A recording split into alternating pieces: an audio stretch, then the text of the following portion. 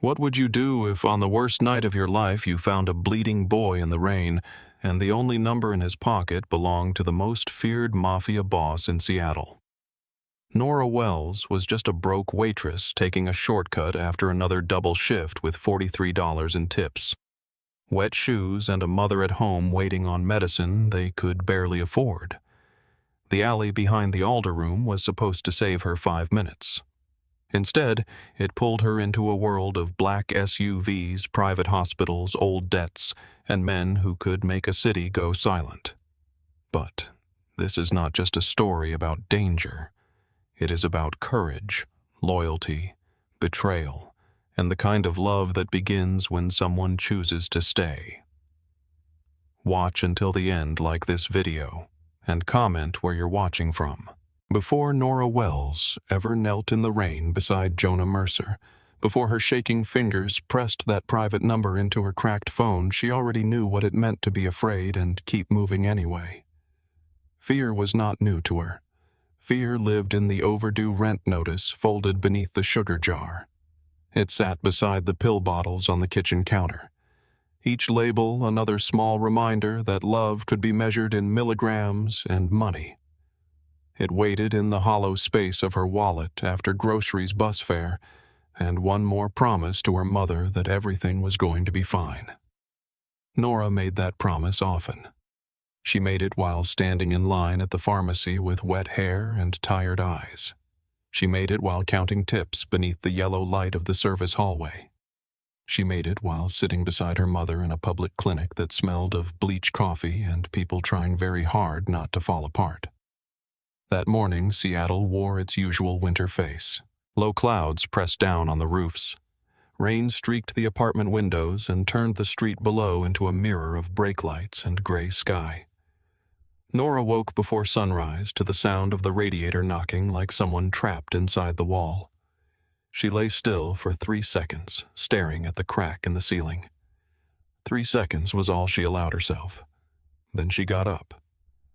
Her apartment in South Seattle was small enough that every quiet movement had to be planned. The kitchen was 3 steps from the couch. The couch was where her mother slept now because the bedroom stairs were too much after treatment. Nora moved around the room in socks, gathering laundry from the back of a chair, filling the kettle, checking the orange prescription bottles lined up near the sink. Marla Wells opened her eyes before Nora could pour the tea. "You're making that face again?" Marla said. Nora glanced over. "What face?" "The one where you think frowning at the kettle will make us rich." Nora gave a tired smile. "I was hoping it would at least make coffee." Marla laughed softly, then pressed a hand against her side. The laugh had gotten smaller over the last year. Everything about her had gotten smaller except her stubbornness. Cancer had taken weight from her face and strength from her hands, but it had not taken the sharpness from her eyes. Nora set the tea beside her. "Clinic at 8:30. I already checked the buses." Marla looked at the rain moving down the glass. "You should go straight to work after. No need to come back here. I'm coming back. You have a double. I know what I have."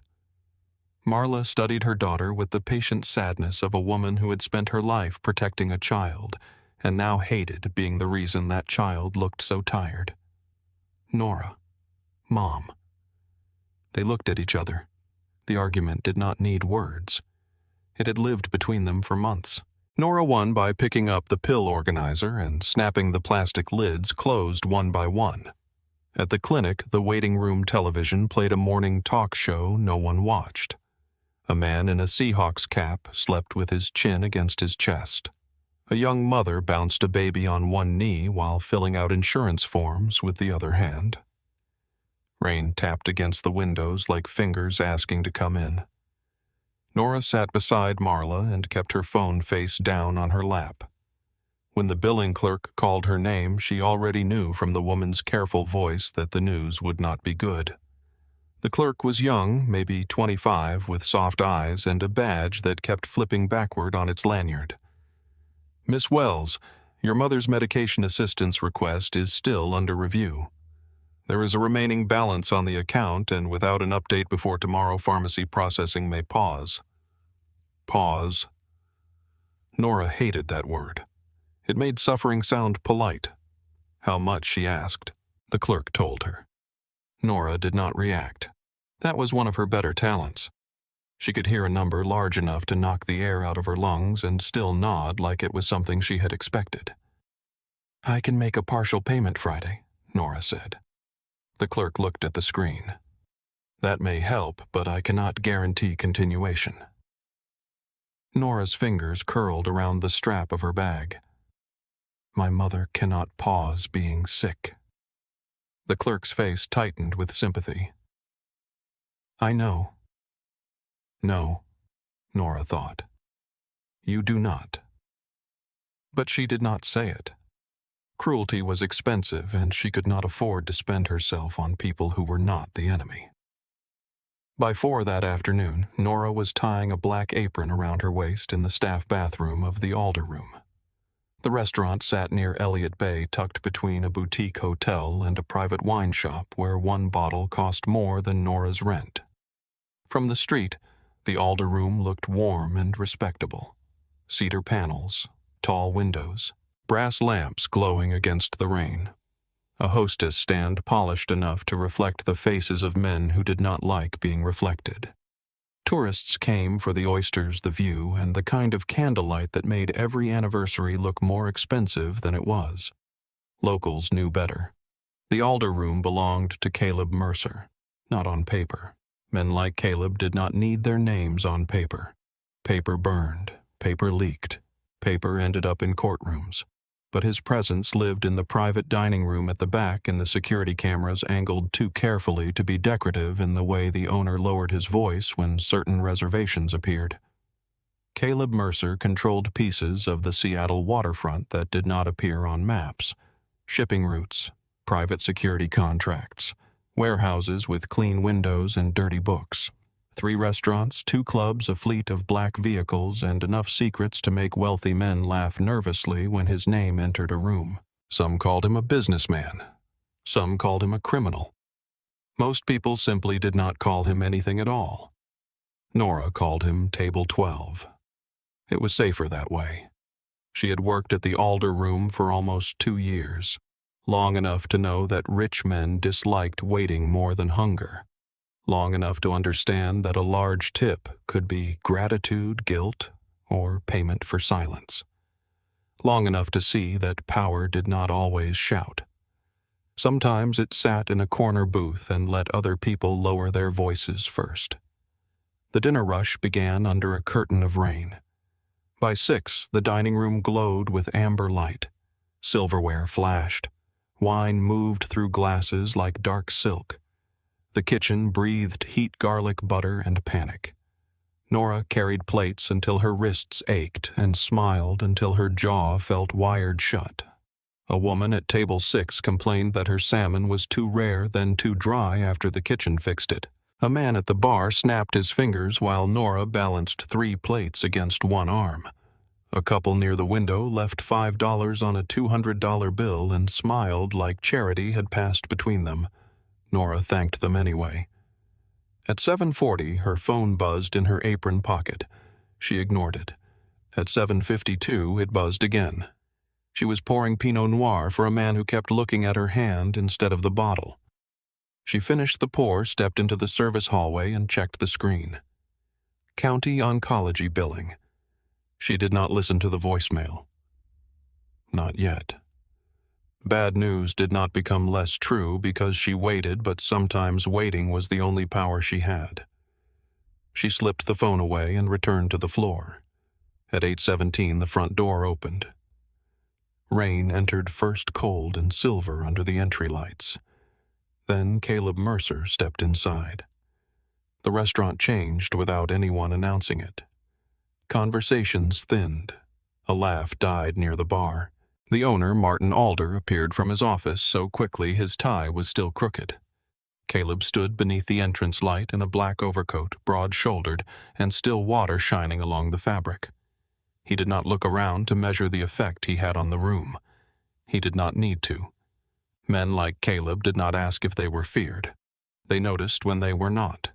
His hair was dark, touched with silver near the temples. His eyes were gray, not soft gray, not storm gray, but the color of steel left outside in winter. He wore a wedding ring on his left hand, plain and polished, though everyone at the altar room knew his wife had been dead for 4 years. Beside him stood Jonah Mercer, 13 years old, Navy school blazer, dark hair damp from the rain, backpack hanging from one shoulder. He had his father's straight posture, but not his father's coldness.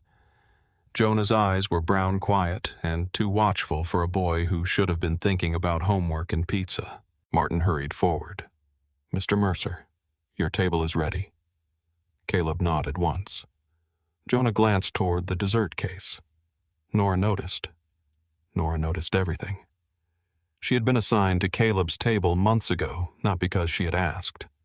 Martin had decided she was the least likely server to spill wine, say something foolish, or stare at the dangerous men who sometimes joined Caleb after dinner. That night it was only father and son. Nora approached with menus they would not need. "Good evening, Mr. Mercer." Caleb looked up. Nora. The fact that he knew her name always unsettled her. Jonah smiled. "Hi, Miss Wells." That unsettled her more. "Sparkling water for you," Nora said to Jonah. "Still for your father." Jonah's face brightened. "You remembered I remember customers who make my life easier by not changing their order every week." Caleb watched the exchange without speaking. Nora set down the menus. "I'll bring bread." "Could I have extra?" Jonah asked. Caleb looked at him. "You ate before we left." Jonah shrugged. "Bread is different." Nora said bread is always different. For half a second, Caleb's mouth moved like it might become a smile. It did not. But Jonah saw it, and his own smile grew. In the kitchen, Nora grabbed 2 baskets instead of 1. The sous chef lifted an eyebrow. "Mercer's kid growing boy," Nora said. "Rich boy," he muttered. Nora looked at him, still hungry. He said nothing after that. When she returned, Caleb was on the phone speaking low enough that the words blurred beneath the restaurant noise. She caught none of the meaning, but tone had its own language. His voice had no wasted sound. Every syllable landed exactly where he placed it. Jonah sat across from him, pretending not to listen. Nora set down the bread. Jonah whispered, "Thank you. You're welcome." For a few minutes, father and son ate in silence. Not peaceful silence. The kind of silence built by people who loved each other but did not know how to cross the table anymore. Nora had heard that silence in her own apartment, where fear of medical bills sometimes sat between her and Marla like a third person. Caleb and Jonah's silence was different. It was made of protection, grief, and too many things unsaid. At 8:50, Grant Harlan walked in. The rain had not touched him much. Men like Grant always seemed to arrive dry even in storms. He was handsome in a polished way, with blonde hair combed back, a tan coat, and a smile that moved easily because it never had to mean anything. He liked people to know his name. He liked servers to laugh at his jokes. He liked rooms to open for him before he asked. "Nora," he said as she passed near the bar. Working too hard again. She balanced a tray against her hip. Only when customers keep showing up. He laughed like she had flirted. Careful. A mouth like that gets a girl noticed. Nora gave him the smile she saved for men who mistook discomfort for invitation. "I'll risk it." His eyes lingered too long. Then he moved toward Caleb's table. Grant leaned down near Caleb, speaking quietly. Nora was at the next table, pouring wine close enough to hear fragments, not enough to be accused of listening. "Jonah's pickup route still the west exit tonight." Caleb's eyes lifted. Why security rotation? Wes wanted confirmation. Across the dining room, Wes Calloway stood near the front entrance. Caleb's head of security was a large, silent man with a shaved head and the patience of stone. He did not look like someone waiting for confirmation. He looked like someone who knew the answer and disliked unnecessary words. Caleb said, "The route is unchanged." Grant nodded. "Good. I'll update the team." Nora kept pouring. Her wrist did not pause. Her face did not change. But she filed the moment away because people always showed themselves in small ways before they did large damage. Grant straightened and smiled at Jonah. "How's school, kid?" Jonah's shoulders tightened. "Fine." "Still making your father proud?" Caleb's voice cut in quietly. "That's enough, Grant." Grant lifted both hands. "Just being friendly." "No," Caleb said. "You're being familiar." Grant's smile stayed in place, but something cold passed beneath it. "Of course." He left the table. As he passed Nora, he murmured, "Some families take everything too seriously." Nora did not answer. At table 12, Jonah picked at his food. Caleb noticed. "What nothing?" "Jonah." The boy looked up. "You don't have to do that. Do what correct people every time they talk to me." He crossed a line. "He asked about school. He asked to remind me he has access to you." Jonah looked away. "Everybody has access to me. Drivers, guards, cameras, locked doors." Caleb set his fork down. "You are my son." Jonah gave a small, bitter laugh. "No, Dad. I'm your weakness." The words did not rise, but they struck the table hard. Nora should not have heard them. She stepped away before either of them could look at her, but Caleb saw everything. She felt his gaze on her back as she crossed toward the kitchen. For the next hour, the night moved around them. Plates came and went. Wine breathed in crystal glasses. Rain tapped the windows. Nora carried coffee-cleared silverware, apologized for delays she had not caused, and smiled at people who would not remember her face by morning. At 9:40, Caleb took another call. Jonah looked toward the dessert case again. Nora did not ask. She brought him tiramisu on a small white plate with a polished spoon. Jonah blinked. "I didn't order this." Kitchen made an extra. His eyes narrowed with the suspicion of a boy raised by a man who trusted nothing. Really enough. He looked at the dessert, then at her. "Thank you." Nora leaned closer. "Eat fast before your father decides sugar is a security risk." Jonah laughed. The sound surprised Caleb enough that he stopped speaking mid-sentence. He looked at Jonah, then at Nora. She turned away before his stare could become a question. At 10:15, Caleb asked for the check. Nora placed it on the table in a black leather folder. Caleb opened it, slipped in a card, then paused. From inside his coat, he removed another card. Black. Heavy. No logo. No address. One number embossed in silver. He placed it on top of the receipt. Nora looked at it. "That isn't mine. It is now. I don't think I want anything that comes from inside your coat." Jonah covered a smile with his napkin. Caleb's expression remained calm. "It has one number. I have the restaurant number if you need reservations. It is not for reservations." The air around the table shifted. Caleb slid the card closer with 2 fingers. "If my son ever needs help and I'm not there, call." Nora looked at Jonah. He suddenly looked embarrassed. "Dad." Caleb did not look away from Nora. "You pay attention," he said. "It's my job." "No. Your job is to serve food. What you do is different." Heat rose in Nora's face. "Not pleasure. Unease. I'm not part of your world. I know." "Then why give this to me?" Caleb's eyes held hers. "Because people in my world see what benefits them. You see what is wrong." For a moment, Nora had no answer. The restaurant seemed to dim around them. Candlelight moved over Caleb's face, catching the hard line of his jaw, the silver in his hair, the wedding ring he wore like a wound he refused to close. Jonah said quietly, "She's nice, Dad. You're making it weird." Caleb looked at his son. The faintest warmth passed through his eyes. Then he stood. "Keep the card, Nora." She picked it up because leaving it there felt more dangerous than taking it. Caleb placed cash in the folder. More than the bill. More than the night deserved.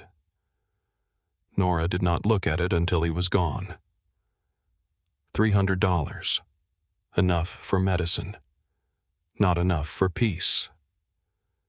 At the door, Jonah paused and glanced back. "Thanks for the dessert. Any time."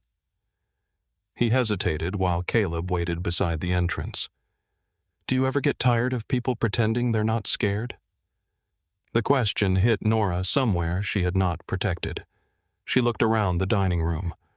At Martin pretending not to watch Caleb. At customers pretending not to lower their voices. At herself pretending her mother's next prescription was not already a crisis. "Every night," she said. Jonah nodded like he understood too well. "Me too." Then he followed his father into the rain. After they left, sound returned to the alder room piece by piece. Someone laughed too loudly near the bar. A fork struck a plate. Martin exhaled beside the hostess stand and fixed his tie with trembling fingers. Nora slipped Caleb's card into the inner pocket of her coat. She told herself she kept it because it was strange and expensive. That was not true. She kept it because Caleb Mercer had looked at her like she was useful in a way that had nothing to do with carrying plates. She kept it because Jonah had asked a question no child should know how to ask. She kept it because life had taught her that emergencies never called ahead. The rest of the night dragged. A party of 6 arrived late and stayed past closing. A woman spilled red wine across a white tablecloth and blamed Nora for placing the glass too close to her hand. A man near the window touched Nora's wrist when asking for the check, and she pulled away smoothly enough that he could pretend it had not happened. By 11:30, her smile had become a mask with cracks in it. In the kitchen, the dishwasher cursed at a clogged sink. The line cooks argued over missing containers. Martin counted cash in his office with the door half closed. Nora finally listened to the voicemail from the clinic. "Miss Wells, this is Angela from Oncology Billing. We are calling about your mother's medication assistance request. Please contact our office before noon tomorrow to avoid interruption in pharmacy processing." Nora listened once, then again. Then she deleted it because keeping the message would not make the money appear. She texted her mother. "I got enough for the medication. I'll come before work tomorrow. Love you." The reply came 3 minutes later. "Do not come tonight. Rain is bad. I am okay. Love you too." Nora stared at the words. Her mother always said she was okay when she was not. At 11:50, Nora clocked out. Her regular tips came to $43 before Caleb's cash. She folded the small bills into one pocket and Caleb's money into another separate, as if keeping them apart changed what they meant. Her manager, Carla, barely looked up from the schedule. "I need you Sunday." Nora stopped. "I'm already on Friday and Saturday," Maria called out. "My mother has an appointment Sunday." Carla sighed like illness had been invented to inconvenience her. "Can you switch it?" Nora stared at her. "No." Carla finally looked up. "Fine. But don't complain when your hours get cut next week." There it was. Punishment dressed as policy. Nora wanted to scream. Instead, she nodded once and walked away. In the staff bathroom, she changed from her apron into her thin winter coat. The lining had torn near the left sleeve. One button did not match the others. She pulled her hair from its loose knot and tied it again with stiff fingers. In the mirror, she looked pale. Not delicate pale. Exhausted pale. Her brown hair was coming loose around her face. There were shadows under her eyes. A small burn from the espresso machine marked her wrist. She looked like a woman who had spent years promising herself things could not get worse only to learn that life treated promises like a challenge. She touched the pocket where Caleb's card sat. For emergencies only. Nora almost laughed. Her whole life felt like an emergency. But she doubted Caleb Mercer meant rent notices and oncology bills. She left through the kitchen. The cooks were cleaning down the line. The dish machine steamed. Someone had turned the radio low, an old soul song crackling beneath the clatter of pans. Night. Nora, one of the prep cooks, called. "Careful out there. I always am." That was not true. No one could always be careful, not when they were poor. Poverty made people gamble with weather time, sleep safety, and health. It turned bad choices into the only road available. Nora stepped outside and pulled the kitchen door shut behind her. The rain hit hard. For 1 second she could not breathe. The alley behind the alder room stretched ahead, narrow and slick, smelling of wet cardboard old oil and the cold metal breath of the harbor. The street lamp above the service door flickered once, washing the delivery van and brick walls in weak yellow light. The shortcut would save 5 minutes. 5 minutes mattered when the last bus came just after midnight. Nora tucked her chin down, tightened her grip on her bag, and stepped deeper into the alley. Nora had taken that shortcut 100 times before, always with her keys threaded between her fingers and her eyes moving from shadow to shadow. The alley behind the alder room was never safe, but it was familiar, and familiarity could trick a tired woman into trusting the wrong things. Rain ran down the brick walls in silver lines. It gathered in potholes and swallowed the glow from the street lamp above the service door. Somewhere beyond the alley, traffic moved along the waterfront tires, hissing over wet pavement. A ferry horn sounded low across Elliott Bay, long and lonely, like the city itself was warning her to turn back.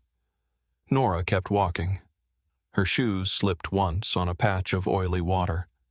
She caught herself against the wall, scraping her palm on brick. "Great," she muttered, shaking rain from her lashes. Then she heard it.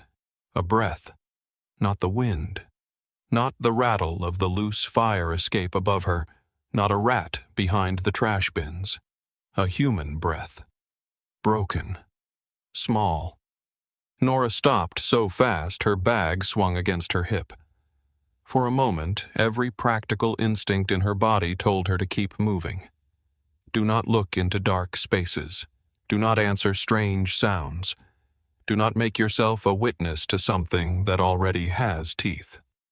She took one more step toward the street. The sound came again. This time it was almost a whimper. Nora turned. "Hello." Her voice came out thin, swallowed by rain. No answer. The delivery van sat half in shadow near the far wall. Its rear doors were dented, its white paint streaked gray. Beneath it, near the back tire, something black caught the light. A shoe. Polished leather. Too expensive for the alley. Too small for a grown man. Nora's pulse climbed into her throat. "No," she whispered, though she did not know yet what she was refusing. She moved closer, one careful step at a time. The rain soaked through the shoulders of her coat. Her fingers tightened around the strap of her bag until the cheap vinyl creaked. The street lamp flickered. For half a second the shadows opened. A boy lay curled on the pavement, one arm twisted under him, dark hair plastered to his forehead, school blazer torn at the sleeve, blood at the corner of his mouth, thinned by rain and running in pink threads toward the gutter. Nora dropped to her knees. The cold water hit through her pants, sharp and immediate, but she did not feel it for more than a second. She reached for his shoulder. Hey, can you hear me?" The boy stirred. His face turned just enough for the light to touch him. Nora forgot how to breathe. Jonah Mercer, the son of Caleb Mercer. Jonah's right eye was swollen almost shut. A cut above his brow bled steadily. His cheek had begun to darken beneath the skin. His lips moved, but no sound came out. For one terrible beat, Nora stared at him as if the city had made some kind of mistake. Jonah did not belong there. He belonged behind iron gates in armored cars beside men with earpieces and cold eyes. He belonged at table 12 with extra bread and quiet manners. He belonged under his father's watch, not in dirty rain behind a restaurant with blood on his collar. Then nursing school returned to her in pieces. Airway, breathing, circulation. Do not panic where the patient can see you. Do not move him unless the scene is unsafe. Keep him warm. Call for help. Nora pressed 2 fingers to the side of his neck. There. Fast, but steady. Okay, she breathed. You are still with me. Jonah's good eye fluttered open. Miss Wells. I am here. Her voice shook, so she forced it lower. Do not move, Jonah. I need you to stay still. He tried to lift his hand and failed. His fingers dragged across the wet pavement until they found her wrist. Dad, he whispered. I know. Call him. Nora's heart slammed against her ribs. The black card. Her hand flew to the inner pocket of her coat. Rain had made the fabric cling to her fingers. For one wild second she thought the card was gone, that it had slipped out, that the one number she needed had vanished because life enjoyed cruelty in exact amounts. Then her fingertips found the heavy edge. She pulled it free. Black card, silver number, no name, for emergencies only. Nora fumbled her phone out of her apron pocket. The cracked screen lit under the rain. Water blurred the numbers. She wiped it on her sleeve, pressed the card beneath the weak light, and dialed. 1 ring, 2. The line connected. A man answered without greeting. Speak. Nora did not ask if this was Caleb Mercer. No one else could make a single word sound like a locked door. Mr. Mercer, she said, and her voice nearly broke. She swallowed. This is Nora Wells from the Alder Room. There was a pause. In the background, she heard low voices, glass, maybe music. Then everything on his end seemed to quiet. I know who you are. Nora looked down at Jonah. His chest rose and fell too carefully, as if each breath had to be negotiated. Your son is in the alley behind the restaurant, she said. He fell. He cannot get up. Silence. Not confusion. Not delay. Something colder. That is impossible. Nora closed her eyes for 1 second. I am looking at him. A chair scraped hard on Caleb's end. Jonah's fingers tightened weakly around her wrist. Caleb's voice dropped. How bad he is conscious, barely. Pulse is fast but steady. Breathing is shallow. His face is bruised. There is bleeding from his brow and mouth. I do not know if his ribs are broken. You checked his pulse. The question was absurdly calm. It almost made her angry. I was in nursing school, she snapped, then caught herself. Mr. Mercer, your son is bleeding in the rain. A door opened on his end. Male voices rose, then stopped. Exact location. Behind the Alder Room, near the service entrance, between the delivery van and the east wall. Do not call the police. Nora went still. Excuse me, do not call the police. He needs a hospital. He will have one. Her throat tightened. Are you asking me to let a child lie here because you do not want paperwork? The silence that followed felt dangerous enough to touch. When Caleb spoke again, his voice was lower.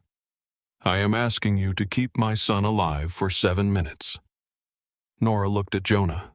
He watched her through one narrow, unfocused eye. 7 minutes.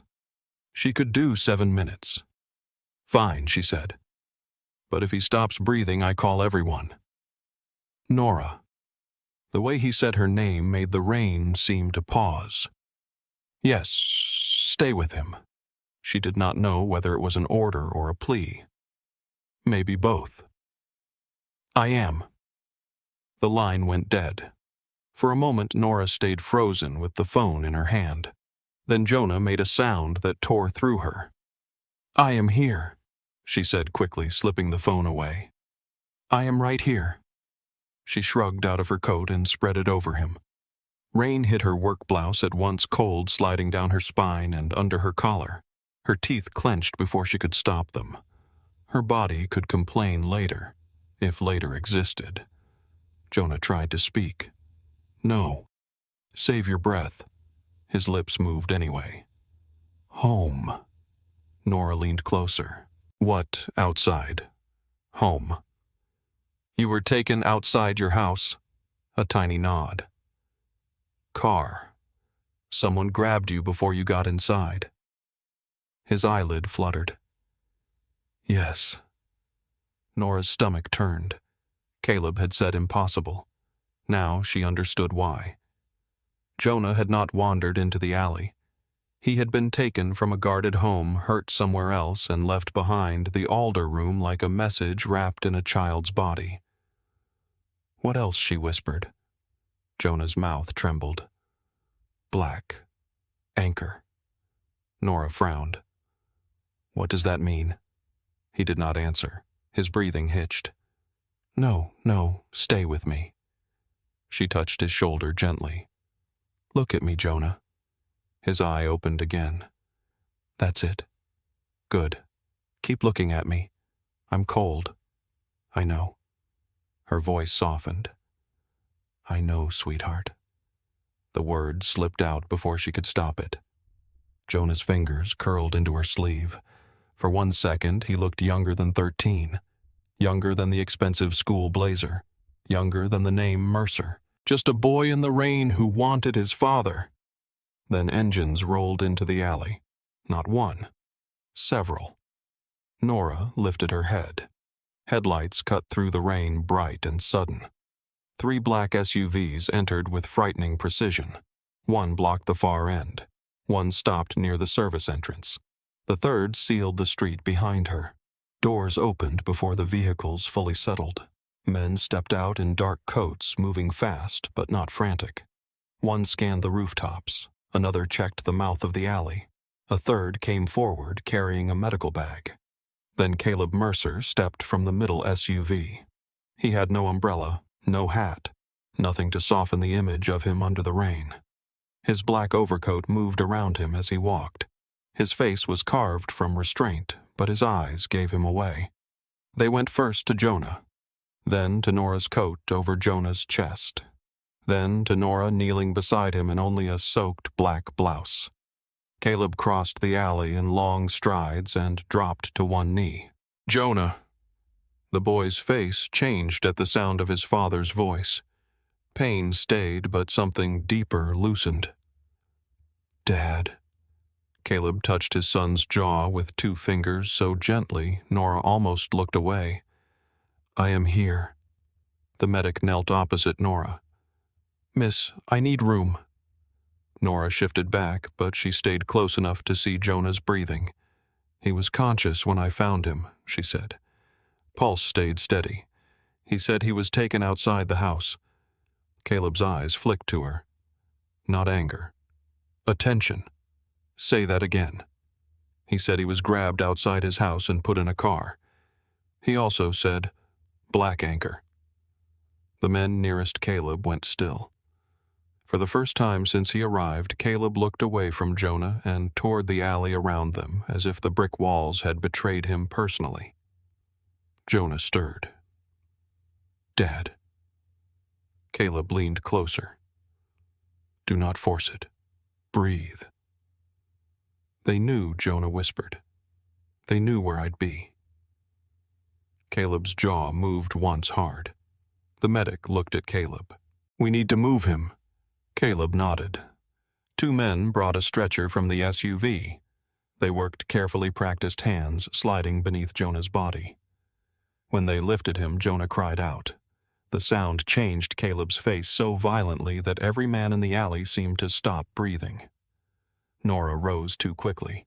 Her knees had gone numb from kneeling in cold water. The brick wall caught her shoulder before she could fall. Caleb noticed. Of course he noticed. You are freezing. I'm fine. You're not. One of his men picked up Nora's coat from where it had slipped partly off Jonah during the transfer. It was soaked, streaked with blood, and useless against the weather. Caleb looked at it. Then he removed his own overcoat and placed it around Nora's shoulders. She stiffened. I do not need that. Yes, he said. You do. The coat swallowed her. It was heavy and warm, lined in something softer than anything she owned. It smelled like cedar rain and the faintest trace of tobacco. Nora hated that it steadied her. Jonah was loaded into the middle SUV. Caleb kept one hand on the stretcher until it disappeared inside. Nora stepped back toward the restaurant door. Caleb turned. Where are you going home? No. The word landed flat between them. Nora lifted her chin even though her teeth had begun to chatter. Try again. Something moved in his eyes. Impatience. Fear. Control. You found him. You heard what he said. I need every detail. I told you what I know.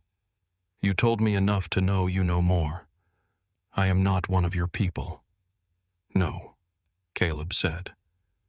That is why I am asking before I stop asking. The alley seemed smaller with him standing in it. Behind him, his men waited without looking like they were waiting. Every exit belonged to him. Every shadow had chosen a side. Nora should have been terrified. She was. But she was also angry, and anger warmed what the rain could not reach. Your son asked me to stay, she said. Not you. Caleb's expression shifted. Something quiet passed through it. Then he said, Then come, because he may ask for you again. That was the thing that worked, not the threat, not the coat on her shoulders. Jonah. Nora looked toward the SUV. A real hospital. Yes, the kind where doctors treat him because he is hurt, not because they are afraid of you. Caleb's eyes narrowed slightly. The best one. She believed him. She wished she did not. All right, she said. But I ride where I can see him. Caleb opened the SUV door himself. Then sit beside me. Inside the vehicle, it was warm, dark, and too clean. Jonah lay secured across the rear seat wrapped in thermal blankets, while the medic checked his blood pressure and shined a light into his eyes. Nora climbed in carefully. Caleb followed, filling the space beside her without touching her. The door shut with a heavy sound. The convoy moved. Seattle blurred outside the tinted windows, rain bending neon signs into streaks of red, white, and blue. Nora sat with Caleb's coat around her shoulders, hands clasped tightly in her lap. Her wet shoes left small dark marks on the floor mat. She wondered if anyone in a car like this had ever worried about ruining something by existing inside it. Caleb did not speak for the first minute. Then he said, Start from when you left the restaurant. So she did. She told him about clocking out, the manager, the alley, the sound, the shoe, Jonah's pulse under her fingers, the words he forced out through blood and rain. Caleb listened without interrupting. His face did not change, but his thumb pressed slowly against the inside of his wedding ring. When she said Jonah mentioned being taken from home, Caleb closed his eyes. Only for a second. But Nora saw it. I watched him go inside, Caleb said. The words did not sound like they were meant for her. They sounded dragged out of him. Tonight. Yes. Could someone inside have let him back out? Caleb opened his eyes. Careful. Nora turned toward him. That was a question. In my world, questions become accusations quickly. Then maybe your world needs better questions. The medic glanced up, then quickly looked back at Jonah. Caleb stared at Nora. She had spoken before fear could edit her. I'm sorry, she said, though she was not sure she was. No, Caleb said. You are not. That almost made her smile. Then Jonah made a sound from the back seat and the smile died before it began. Caleb twisted immediately. Jonah. The boy's good eye opened. Dad, I am here. Do not go after Shaw. Caleb went still. Nora looked between them. Who is Shaw? Caleb did not answer her. Why would you say that he asked Jonah? They said his name. Caleb's hand curled into a fist. They wanted me to hear it. The medic said, he needs to rest. Caleb leaned closer, voice controlled with terrifying effort. Who said Shaw's name, I do not know. Masks, 3 of them. Did you see anything else? Jonah's breath hitched. One had... He winced. Wrist. Caleb's gaze sharpened. What was on his wrist? Jonah's voice thinned. Black anchor. The SUV seemed to lose all warmth. No one spoke. Even the medic stopped moving for a beat too long. Nora looked at Caleb. What does that mean? He did not answer at first. His eyes stayed fixed on his son, but whatever he saw was somewhere far beyond the car. Finally, he said, It means someone I trusted put his hands on my child. The words were quiet. That made them worse. Harbor Light Medical Center appeared through the rain, pale and bright against the night. The convoy did not pull up to the public emergency entrance. It turned down a private side lane past a security gate that opened before they stopped and rolled beneath a covered entrance where 2 doctors and 3 nurses were already waiting. No one asked for insurance. No one asked for identification. No one asked why a bleeding boy had arrived with armed men in black SUVs. They already knew not to ask. The rear door opened. Jonah was lifted out. Caleb followed with one hand on the stretcher. Nora stepped after them, still wrapped in Caleb's coat. Her legs nearly buckled when the hospital heat hit her. A nurse reached for her elbow. Are you injured? Nora looked down at the blood on her blouse. No, it's his. The nurse's eyes moved to the coat, then away. This way. They moved through a private corridor with polished floors and framed photographs of the harbor on the walls. It did not smell like the public clinic. There was no crowded waiting room, no sour coffee, no television bolted high in a corner. It smelled like antiseptic warm air and money. A doctor stopped Caleb outside the trauma room. Mr. Mercer, we need space. Caleb looked at him. The doctor held his ground, but barely. Nora stepped beside Caleb before she could think better of it. Let them work. Caleb's head turned slowly. Every man in the hall watched her like she had touched a live wire. Nora held his gaze. If you scare them, they will still treat him, but they will be thinking about you instead of him. The silence was enormous. Then Caleb stepped back. The doctor vanished into the room with Jonah. The doors closed. Caleb remained standing, eyes on the metal handle, as if he could force the room to surrender answers. Nora became aware of her own body again, the cold, the exhaustion, the dried blood beneath her fingernails, the way Caleb's coat had slipped off one shoulder. She pulled it tighter without meaning to. Wes approached Caleb. House team is locked down. Owen is pulling street cameras. No police radio chatter. Caleb said, Keep it that way. Nora looked at him. You really are not calling the police? No, because you do not trust them. Caleb's eyes stayed on the trauma room doors. Because I know them. She did not know what to say to that. A nurse guided Nora and Caleb into a private consultation room. Coffee appeared. Blankets. A small tray of untouched pastries. Someone brought Nora dry socks and a hospital sweatshirt. She stared at them like they had been handed across a border she did not have papers to cross. Caleb stood by the window. Nora sat because her legs demanded it. For several minutes, neither of them spoke. Then Caleb said, Why did you stay? Nora looked up. You already asked me that. I am asking again. She studied him. In the restaurant, Caleb Mercer had always seemed like a man surrounded by invisible walls. Here, under hospital lights, those walls were still there, but one had cracked enough for grief to show through.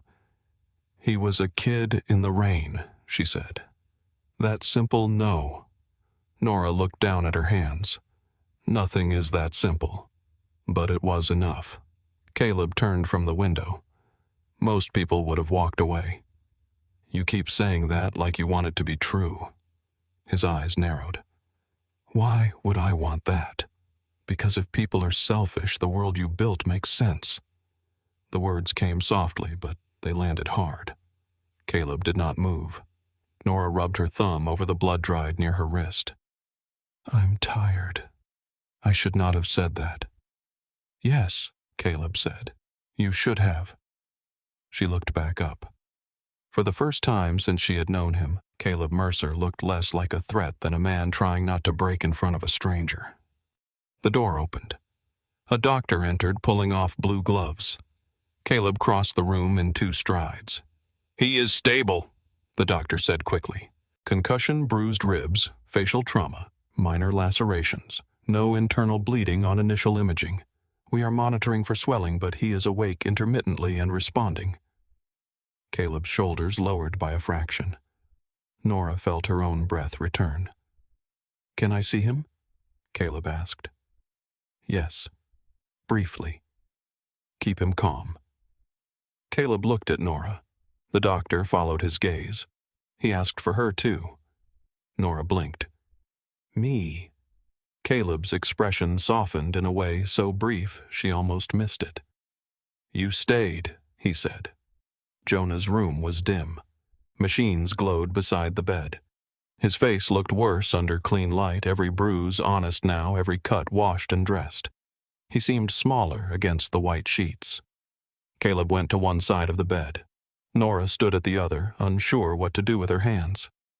Jonah's good eye opened. There she is, he whispered. Nora tried to smile. Try not to sound so surprised. His mouth twitched. Caleb leaned over him. Tell me only what you can. Jonah's gaze shifted to his father, and fear returned to his face. They grabbed me outside before I got to the door. I thought Wes was behind me, but he wasn't. Wes stood in the doorway, face tight. I changed the rotation, he said. Grant confirmed it with me. The name settled into the room. Grant. Nora remembered the tan coat, the easy smile, the question at the table. Jonah continued, each word costing him. They put me in a car. One kept saying Shaw wanted me to know. Another told him to shut up. Caleb's hand rested lightly on Jonah's shoulder, and the tattoo Jonah swallowed. When he held me down, his sleeve moved. I saw it. Caleb closed his eyes once. When he opened them, the father was still there, but the boss had returned. He bent and kissed Jonah's forehead. Sleep. Dad. I am right outside. Jonah's voice thinned. Don't kill the wrong man. The room went silent. Caleb looked at his son for a long moment. I won't. Nora believed he meant it. She also believed he needed someone in the room who would make sure he remembered. Caleb stepped into the hallway. His men straightened as if pulled by the same wire. He spoke quietly. Lock down the house staff. Bring me every camera from my gate to this restaurant. Pull phone records from every man with the black anchor. No one with that mark leaves the city. Wes nodded and moved. Caleb turned to Nora. She stood in Jonah's doorway, one hand on the frame Caleb's coat around her shoulders, his son's blood drying on her sleeve. I need you to remember Grant Harlan, he said. Nora's stomach tightened. I already do. Caleb's eyes held hers. Good. Behind them, Jonah slept beneath the dim hospital lights, and outside the private windows, Seattle kept shining through the rain as if the city had nothing to hide. Nora stayed at Harbor Light until dawn pressed a pale gray hand against the windows. She did not plan to stay. Sometime after Jonah fell asleep, a nurse brought her tea and told her there was a chair in the corner if she wanted to rest. Nora sat down only to warm her hands, only to wait until Caleb stopped speaking in low, lethal tones to the men outside, only until her legs stopped trembling. Minutes stretched. The private wing settled into a quiet that felt too expensive to be real. Machines hummed behind Jonah's door. Nurses moved past in soft shoes.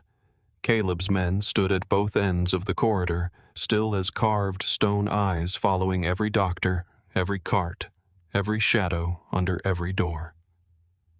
Caleb did not sit.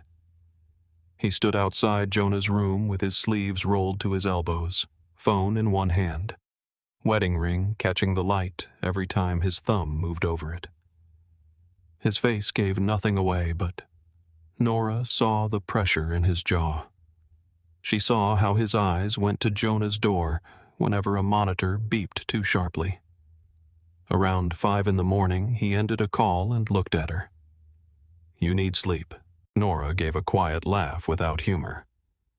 "That sounds like something said by a man who has never worked a double shift. I have worked through worse nights than this. I believe that. I just do not believe you slept through them either." For half a second, something almost human crossed his face. Then it disappeared. "Wes will take you somewhere secure." Nora sat straighter. "No." Caleb looked at her. "No," she repeated. "I am not disappearing into one of your places because you decided it." His men pretended not to listen. They failed. Caleb lowered his voice. "The people who took Jonah knew his route from my house. They knew where to leave him. They knew what mark to show. That means they know the alder room. They may know you found him. Then tell me that.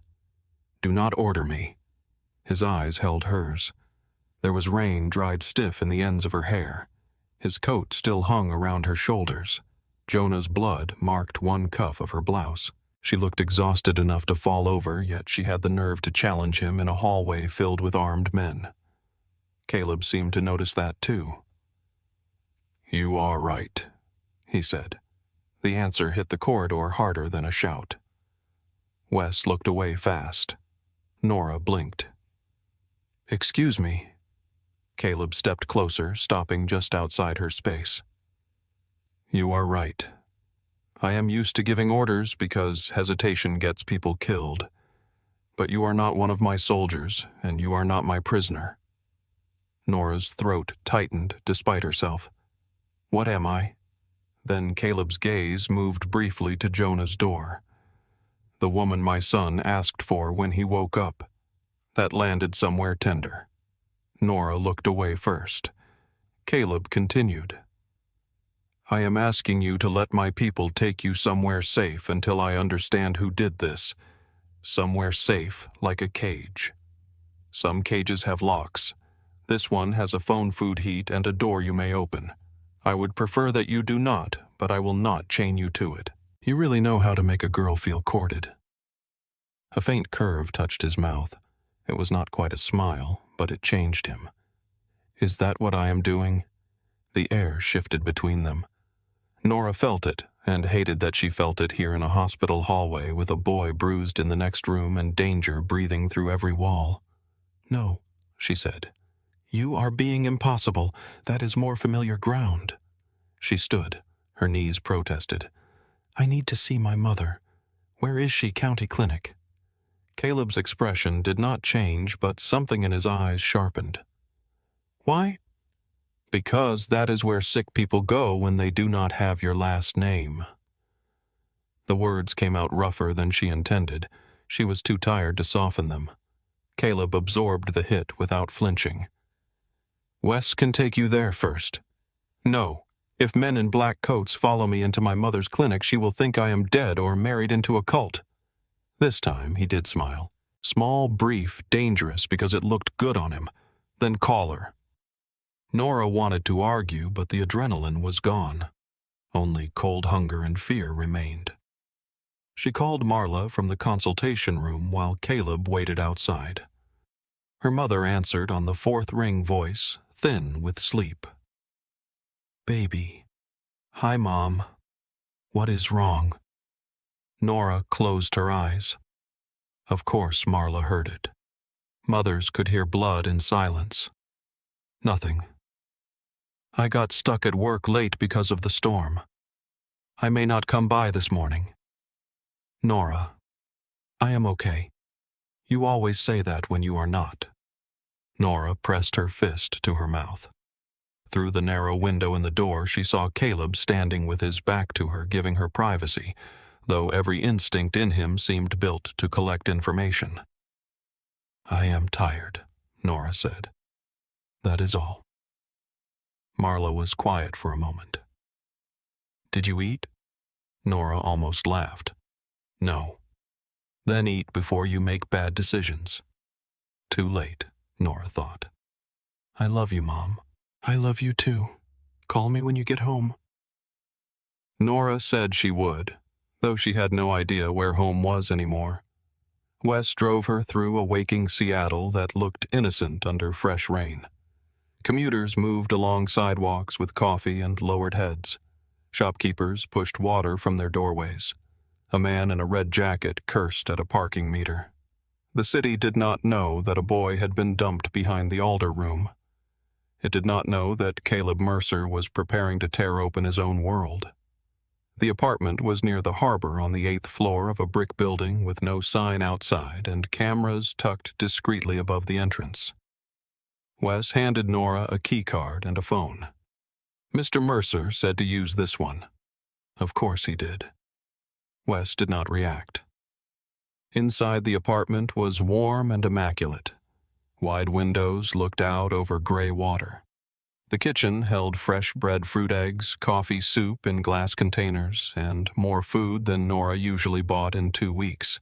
On the bedroom chair sat folded clothes in her size, jeans, sweaters, thick socks, a long wool coat. Nora stood in the doorway and stared. There was kindness here, but it was Caleb's kind. Silent, efficient, invasive. She walked to the counter and saw an envelope with cash inside. That made her angry enough to move. She shoved the envelope into a drawer and slammed it shut. The phone rang before she had taken off her shoes. She answered without greeting. Caleb's voice came through low and tired. Did you arrive? Yes. Good. You had clothes waiting. Yes. How did you know my size? A pause. Observation. That is a creepy answer. It is an honest one. Nora looked out at the harbor. The water moved dark under the morning light. You cannot keep doing this. Keeping you alive. Making decisions like I am another item on your list. Caleb was silent long enough that she thought he might hang up. Then he said, I am not good at asking. No kidding. I am trying. She leaned her forehead against the cold glass. That disarmed her more than an apology. Then try this, she said. Why am I here?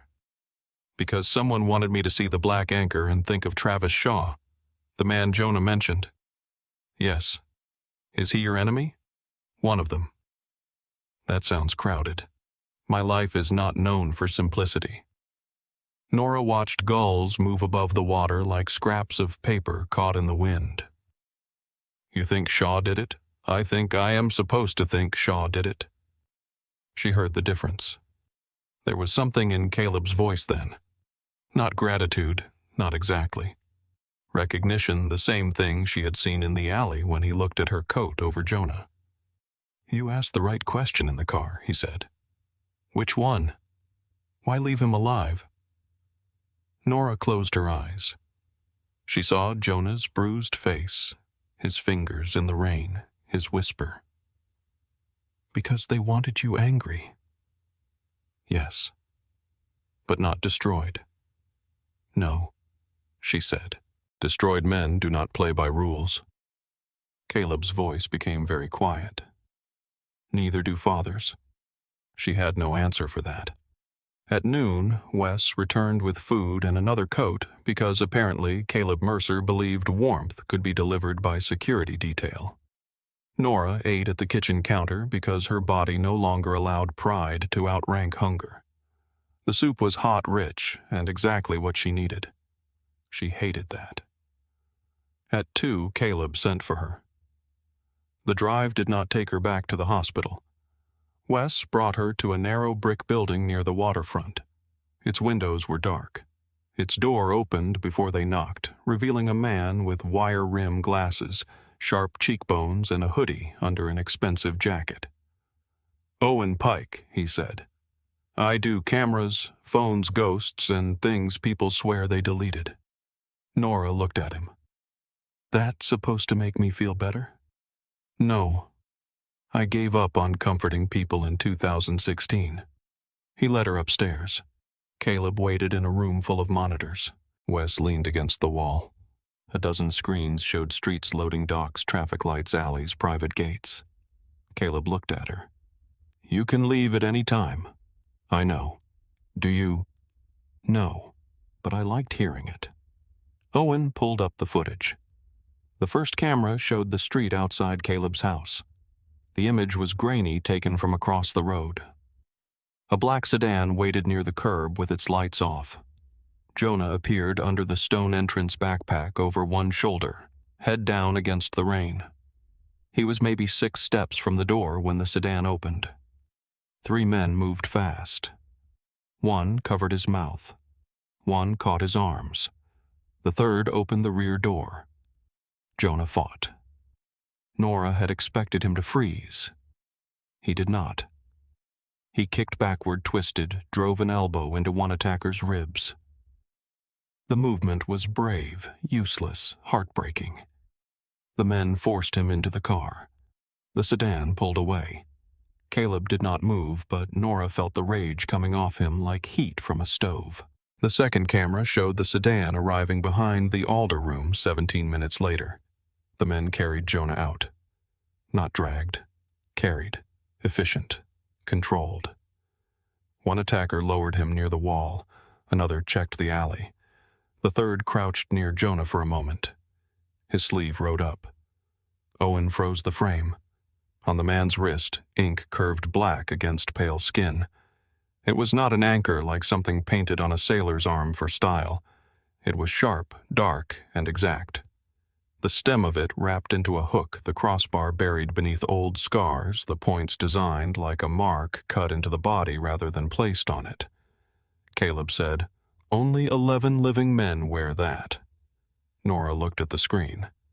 "Could someone copy it?" Wes answered. "They could copy the shape, not the placement, size, and inner detail. That mark is done by one artist. Your artist," Nora said. Caleb's eyes stayed on the frozen image. "Yes." Nora kept staring. Caleb turned slightly. "What do you see?" She did not answer right away. The room waited. "They did not dump him," she said. Wes frowned. "What?" "They placed him." Caleb's eyes moved back to the screen. Nora stepped closer. "Look at his head. When I found him, I put my bag under him, but before that, they left him on his side. Not face down, not flat on his back. His airway was clear." Owen rewound the clip and played it again. Nora continued. "They hurt him badly enough to scare you, but not badly enough to make sure he died before anyone found him. They chose the alley behind a restaurant where someone would come out eventually, but not too soon. Late enough for fear. Soon enough for survival." Caleb's face hardened with each word. "Professionals," Wes said. "No," Nora said. "Employees." The word hung in the room. Caleb turned fully toward her. She swallowed but kept going. "If Shaw wanted to threaten you, why use your own mark so clearly? Why mention his name to Jonah? Why make the clue obvious enough that a hurt kid remembers it?" Owen leaned back in his chair. "She has a point." Wes looked annoyed that she did. Nora looked at Caleb. "Someone wanted your first thought to be Shaw. Maybe because once you moved against him, you would stop looking at your own people." Caleb's gaze stayed locked on her for several seconds. Then he said to Owen, "Send the footage to my private line. Pull Grant Harlan's access logs." Wes straightened. Grant Caleb did not look away from Nora. He asked about Jonah's route at the Alder room. Nora felt her skin go cold. "You noticed that I noticed you noticing it." Owen's fingers moved quickly across the keyboard. Harlan had access to security rotations through logistics. He opened Jonah's route file at 7-Eleven last night. Wes cursed under his breath. Caleb's face remained calm. Too calm. Nora had begun to understand that his quiet was not peace.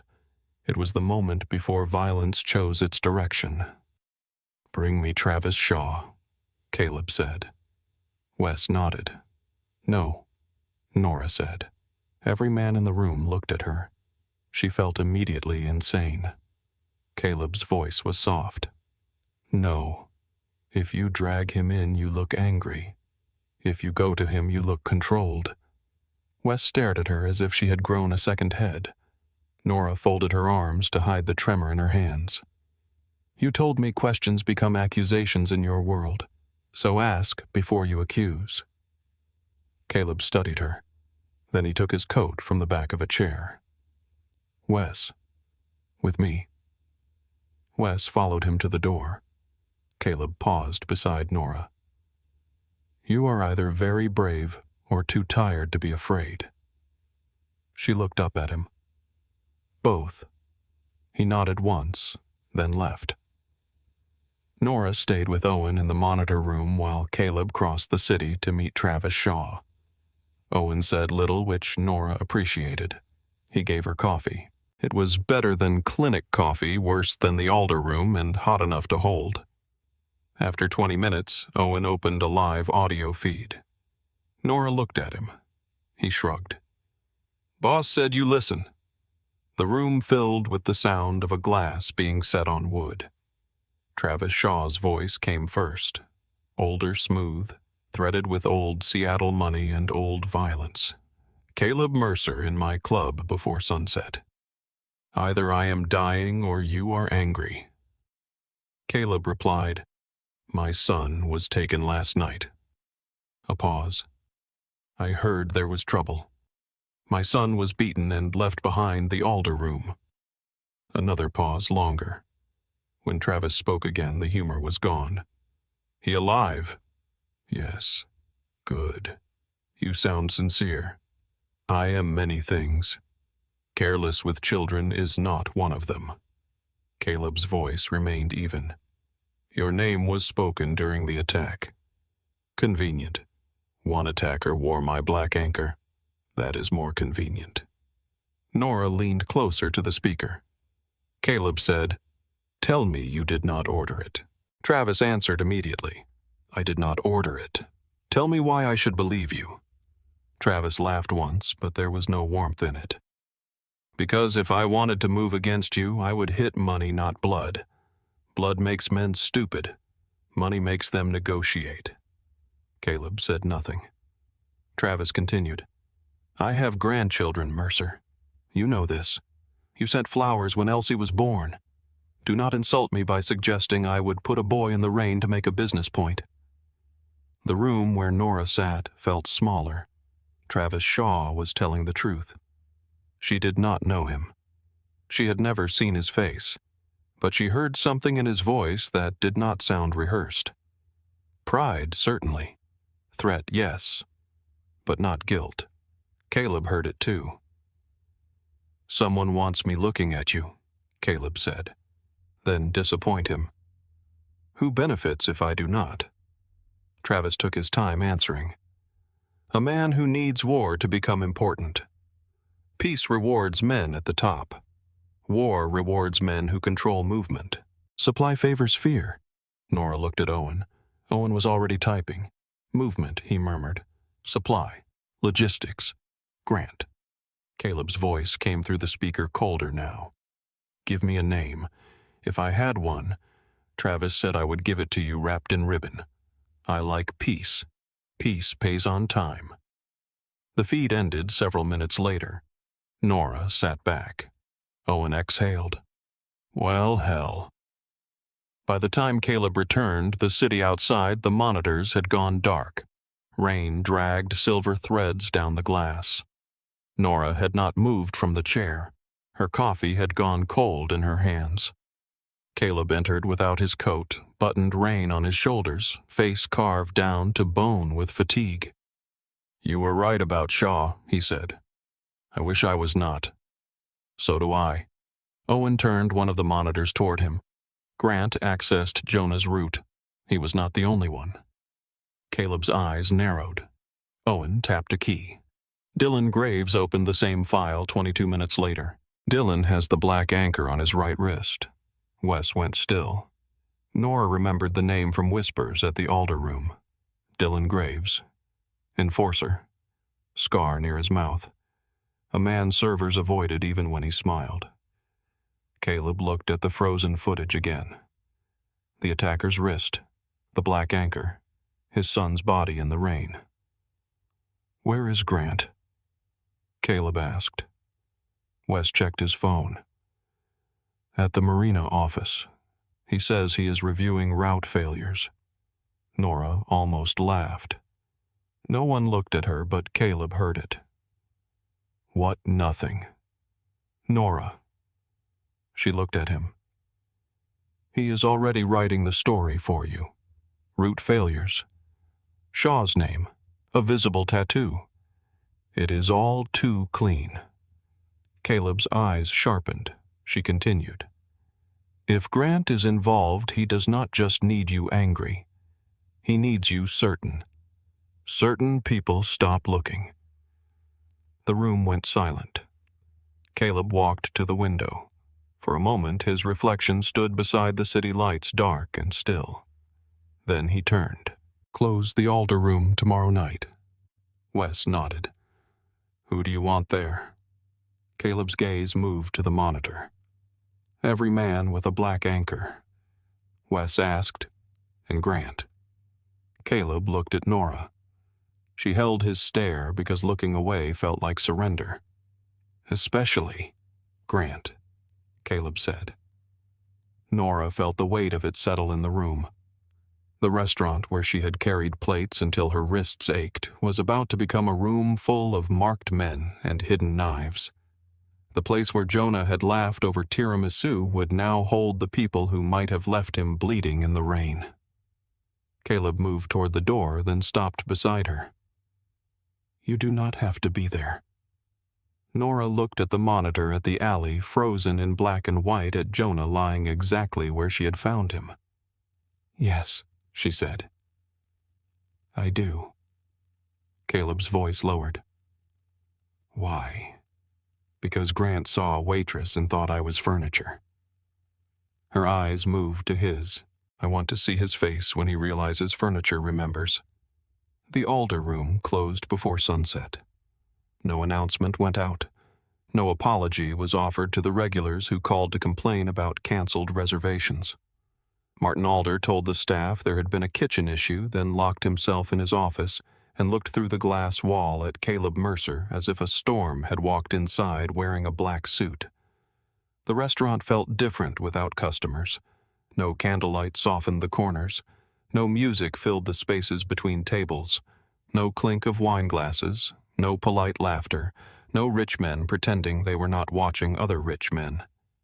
The room had been stripped down to what it really was beneath the warmth and polished wood. A stage. A trap. Nora stood near the service hallway with her arms folded tightly over her chest.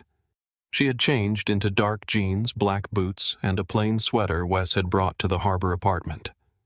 The clothes fit too well. That still irritated her. Everything Caleb provided seemed to arrive before she knew she needed it. Across the dining room, Caleb stood at the head of the long table in the private room. His jacket was off. His sleeves were rolled to his elbows. His wedding ring caught the overhead light every time his hand moved against the back of a chair. He looked calm. Nora had learned by now that his calm was the most dangerous thing in the room. Owen sat at a side table with a laptop, 2 monitors, and a black case full of cables. He had run wires beneath the table and placed small recorders where no one would notice unless they were already guilty enough to look. Wes stood near the door with his hands folded in front of him, still as a locked gate. Nora glanced toward the kitchen. Martin Alder hovered near the doorway. Caleb did not look at him when he spoke. "Go home, Martin." The owner swallowed. "My staff. Already gone." "Yes, of course. I only thought that perhaps I should remain in case you need anything." Caleb finally turned his head. I need no witnesses who cannot afford what they see. Martin went pale. Nora almost felt sorry for him. Almost. He left through the front door with his coat half-buttoned and his hands shaking around his keys. When the lock clicked behind him, the silence grew wider. Nora looked at Caleb. You do that a lot. What? Make people feel like they should thank you for scaring them. A corner of his mouth moved, but the smile did not arrive. Would you prefer I comfort him? I would prefer you not sound like a funeral notice every time you speak. Owen coughed into his fist, badly hiding a laugh. Wes looked at the floor. Caleb's eyes stayed on Nora. You are nervous. Very. You do not show it. I wait tables. Nervous is bad for tips.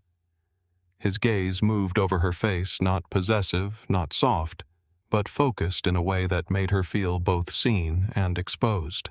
You can still leave. Nora looked at the empty table, at the chairs waiting for men who wore loyalty on their skin and lies behind their teeth. I know. Do you? She met his eyes. You said it. I am choosing to believe you. Something shifted in Caleb's expression. Brief, quiet. There and gone. That matters to you, he said. Choice, yes. It matters to people who rarely get it. He looked as if he wanted to answer, but the first car arrived outside. Headlights slid across the front windows. Wes straightened. Owen turned one monitor toward Caleb. Nora stepped into the corner booth beside the private room entrance. From there, she could see the table, the door, the reflection in the wine cabinet, and part of Caleb's face. It was the kind of spot a server chose without thinking, near enough to be useful, far enough to be forgotten. Caleb noticed where she sat. Of course he did. The first man entered alone. He was older, thick through the shoulders, with silver hair combed straight back and a scar that disappeared beneath his collar. Nora had seen him once before at the Alder Room eating slowly in silence while two younger men stood near the bar and pretended not to guard him. Tonight he removed his gloves at the hostess stand and walked toward the private room as if he already knew the night would end badly. Salvatore Caleb said, Caleb. No handshake. Salvatore took a seat near the middle of the table.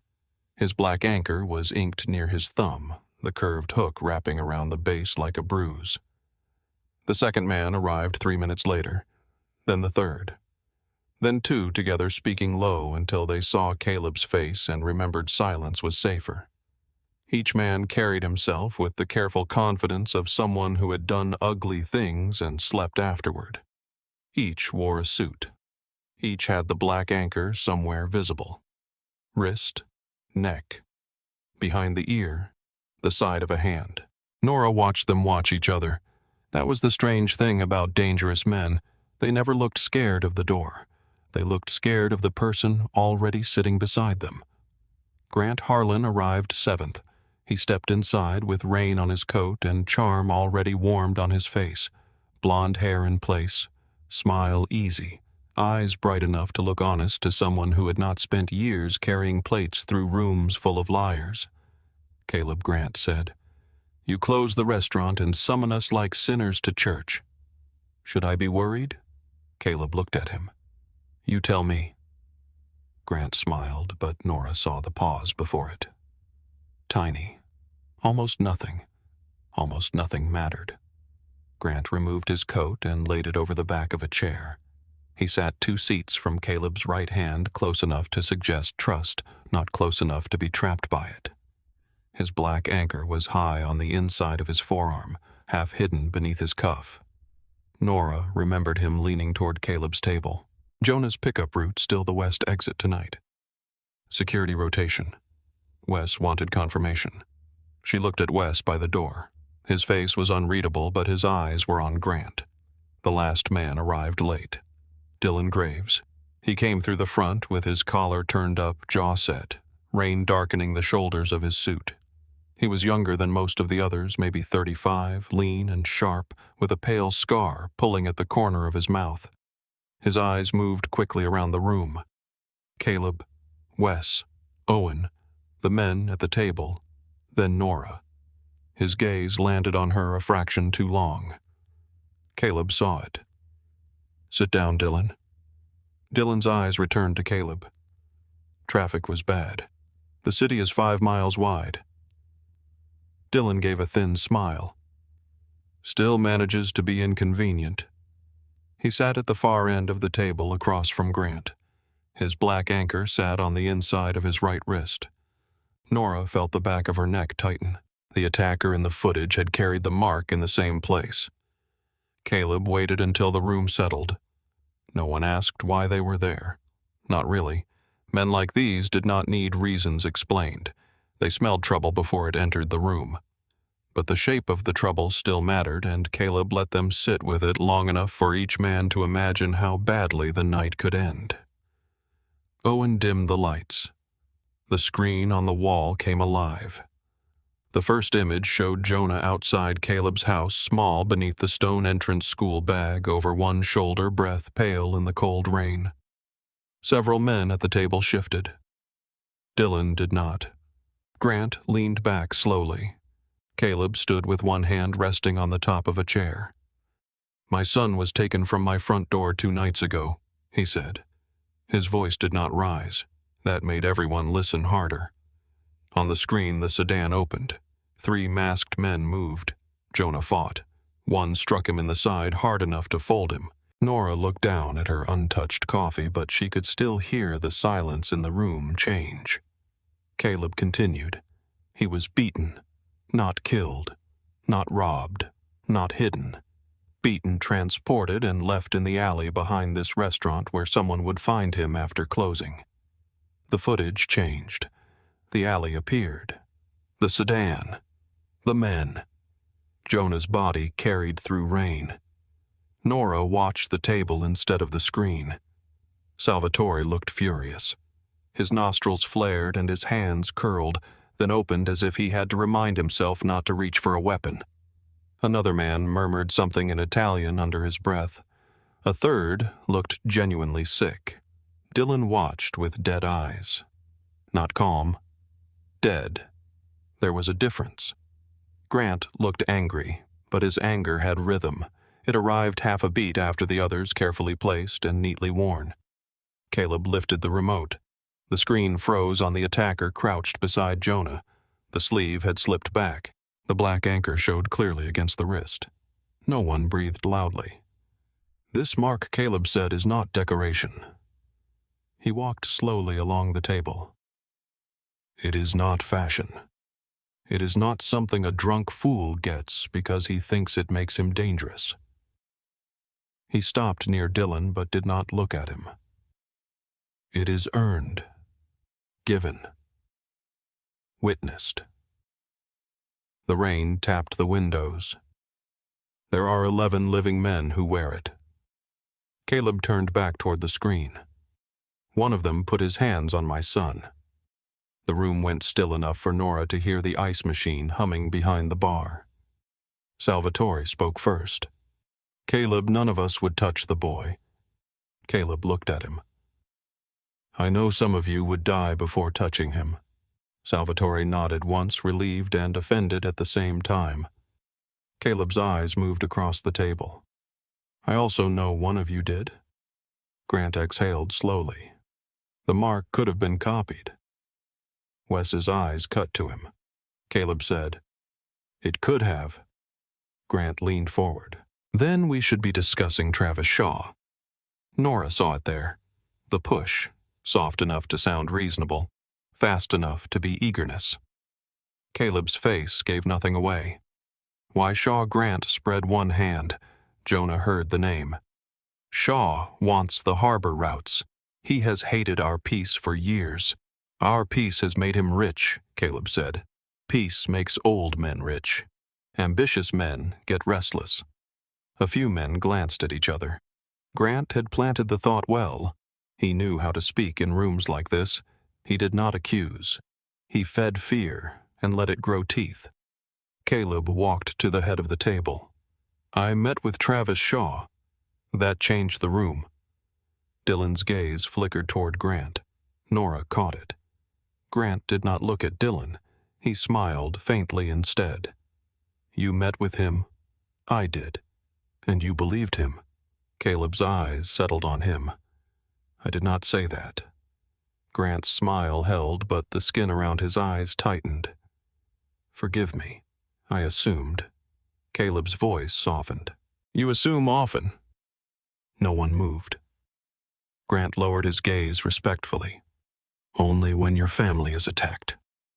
Nora's fingers tightened around the coffee cup. He was good. So good that if she had not heard him ask about Jonah's route, if she had not watched him relax every time Shaw's name entered the conversation, she might have believed him. Caleb placed the remote on the table. Phones. A low current moved through the men. Not protest. Calculation. Salvatore placed his phone down first. Then another. Then another. Wes moved around the table with a leather tray. Dylan's hand went into his jacket. Too slowly. His thumb touched the screen once before the phone appeared. Nora leaned back in the booth. Eyes lowered, but she watched beneath her lashes. Dylan placed the phone face down. Wes picked it up. Caleb said, "Unlock it." Dylan looked up. You know my code. I do. I asked you to unlock it. A beat passed. Dylan smiled without warmth and tapped the screen. Wes took it from him and walked it to Owen. Owen connected the device to his laptop. The room listened to the small sound of keys. Caleb kept his eyes on the men. While Owen works, each of you will account for every minute between 10:45 and 11:32 on the night my son was taken. No one liked that. No one said so. The first man answered, then the second. Voices stayed controlled. Details came out polished. A meeting at Pier 4, a card game near Ballard, dinner with a cousin, a woman whose name was not given but whose address was. Caleb listened. Wes wrote nothing down. He did not need to. When Salvatore spoke, his voice shook with insult. I was with my wife. She will tell you. She will also slap me for making her speak to your men at midnight. Caleb nodded once. I will apologize to her. Salvatore grunted. She will like that too much. A few men almost smiled. Almost. Then Dylan spoke. Warehouse audit. Caleb turned toward him. Which warehouse, South Yard? Who was with you? No one. For 47 minutes, Dylan shrugged. You want every man watched when he counts crates? Caleb said nothing. Dylan added, I left before 11:20. Owen's keys stopped for half a breath, then resumed. Nora noticed. Grant noticed Nora noticing. His eyes met hers across the room. For the first time that night, the mask slipped enough for her to see the contempt beneath it. To him, she was still the waitress. The girl with a tray. The girl who should have stayed in the service hallway where furniture belonged. Caleb moved to Grant. And you? Grant leaned back. I was in the marina office reviewing route failures. The phrase landed exactly as Nora expected. Route failures. He had already written the story. With whom, Caleb asked. Alone at first. Then I spoke to Dylan by phone. Dylan did not look up. What time? A little after 11. Owen's fingers moved faster. Caleb's face remained unreadable.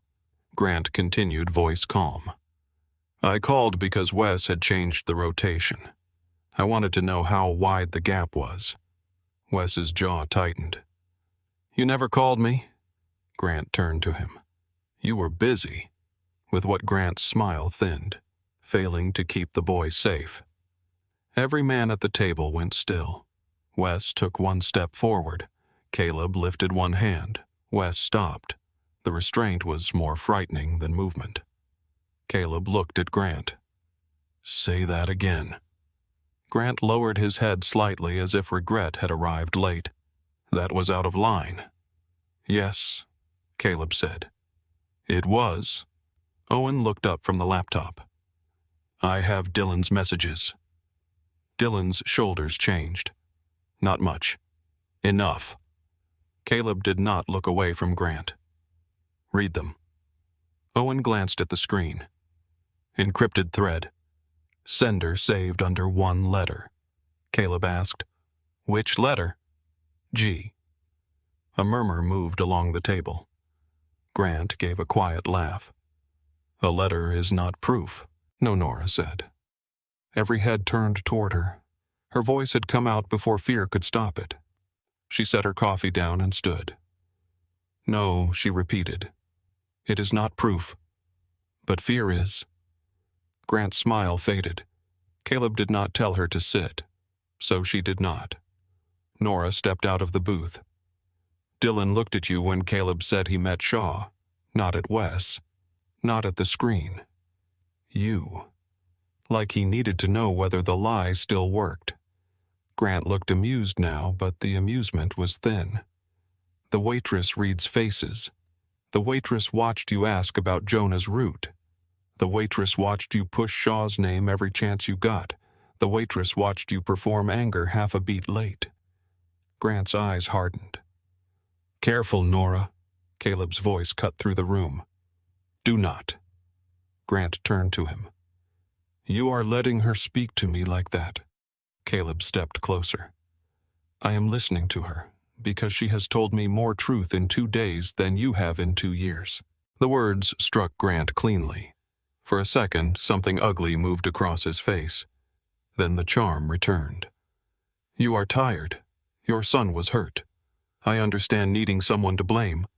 Caleb's voice stayed soft. I do. Grant spread his hands. Then blame Shaw. Blame the man whose name your boy heard. Blame the enemy, not the people who have stood beside you. Nora looked at Dylan. His right hand had shifted under the table. Wes saw it too. Hands where I can see them, Wes said. Dylan froze. Caleb did not even turn. Dylan. Slowly, Dylan brought his hand up. Empty. Owen said, There is more. The room held still. Owen turned the monitor. On the screen was a payment trail. Not simple, not direct. Shell companies nested inside vendor contracts. Routing fees inflated by 3%, then 7%, then 12%. Warehouse invoices paid to a maintenance company that had never fixed a door in its existence. Owen tapped a key. Funds moved through 3 accounts tied to Marina Logistics. Final authorization came from Grant's office. Grant looked at the screen. Anyone with access could use my office. Owen nodded. True. That is why I pulled camera logs. Another image appeared. Grant entering the Marina office at 10:58. Dylan entering 6 minutes later. Dylan leaving at 11:16. Grant leaving at 11:22. Owen continued. Jonah was taken at 10:51. Dropped at the Alder room at 11:08. Nora found him at 11:54. The encrypted message to Dylan was sent from Grant's terminal at 10:39. Grant's smile died completely. Nora felt the air in the room change. The men at the table began to understand the size of what they were seeing. This was not one betrayal. This was architecture. A plan built out of access, timing, fear, and a child's pain. Salvatore stood so fast his chair scraped back. You touched the boy. Dylan said nothing. Salvatore moved. Wes intercepted him with one arm across his chest. Sit down, Caleb said. Salvatore stared at Dylan with murder in his eyes. Caleb repeated quieter. Sit down. Salvatore sat. Caleb looked at Dylan. Who gave the order? Dylan's throat moved. No answer. Grant leaned back. Dylan say nothing. That was the wrong sentence. Everyone heard it. Grant realized it as soon as it left his mouth. Nora watched his face change. Not fear yet. Calculation. Caleb turned to him slowly. You just answered for him. Grant stood. The room shifted with him. Wes's hand moved inside his jacket. Caleb did not move at all. Grant looked around the table, searching for weakness, loyalty, ambition, anything he could still use. You all think this peace lasts because he is wise, Grant said, voice sharpening. It lasts because men like us hold the line while he sits above it. We move the trucks. We take the risks. We bleed in the places his hands never touch. Caleb watched him. Grant's eyes burned now. Peace made you untouchable, Caleb. But it made men like me invisible. Nora stepped closer, her heart beating hard. So, you used Jonah? Grant looked at her as if she had interrupted a sermon. I used leverage. No, she said. You used a boy who wanted his father to see him as more than a weakness. The words landed, not only on Grant, on Caleb too. Nora saw it in the small tightening around his eyes. Grant's face twisted. You think you understand this world because you carried dessert to a lonely kid? I understand enough to know you could not beat Caleb, so you hurt someone who could not fight back. Jonah fought, Caleb said. The room went silent. His voice had changed. Not louder. Worse. My son fought 3 men with his hands tied and his mouth covered. Dylan looked down. Caleb's eyes moved to him. And you held him. Dylan's face had gone gray. Grant snapped. Do not look ashamed now. You were paid well enough. Dylan's head lifted. You said he would not be hurt like that. Grant stared at him. Dylan swallowed. You said scare him. Bruise him. Leave the mark. Not break his ribs. Caleb closed his eyes, only for 1 second. When he opened them, every man at the table seemed to brace. Grant laughed once. There it is. Now you have your confession. What will you do with it? Kill us in your restaurant. Prove Shaw right. Prove every man in this city right. Nora looked at Caleb. She saw the war inside him. The father wanted blood. The boss wanted control. The man somewhere beneath both wanted to walk into Jonah's hospital room without becoming the monster his son feared. Grant saw the hesitation and mistook it for weakness. His hand moved. Fast. Wes moved faster. A chair crashed backward. Dylan lunged up, then stopped when Salvatore's hand closed around the back of his neck and slammed him into the table hard enough to rattle the glasses. Grant had a blade in his hand before Wes caught his wrist. The knife dropped skidding across the floor until it stopped near Nora's boot. Caleb had not moved. That was the most frightening part. Wes twisted Grant's arm behind his back and forced him to his knees.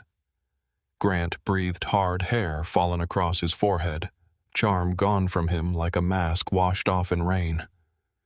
You will regret this, Grant said. Caleb stepped toward him.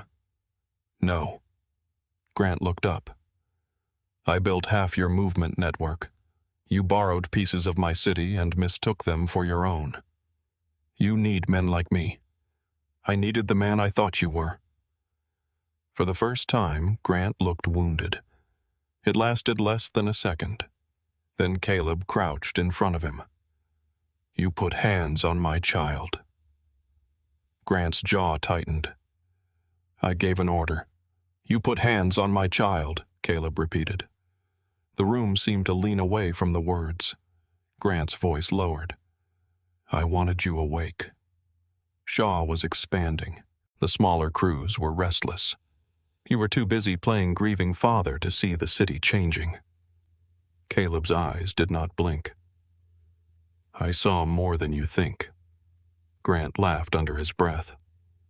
You saw a waitress. Caleb looked toward Nora, then back at Grant.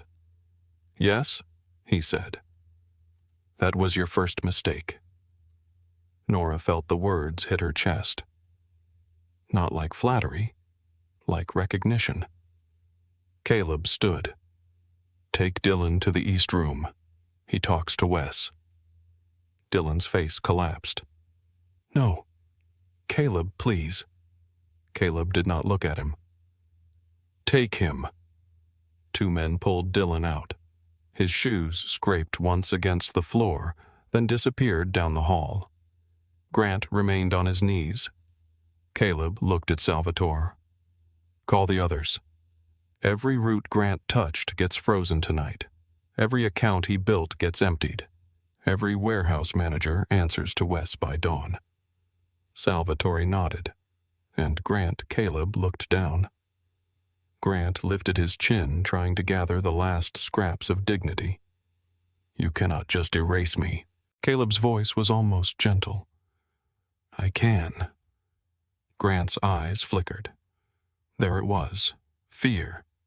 "Finally," Caleb continued. "But I will not do it here. Not in front of her. Not in the place where my son laughed 2 nights ago." Grant looked at Nora with pure hatred. She held his gaze.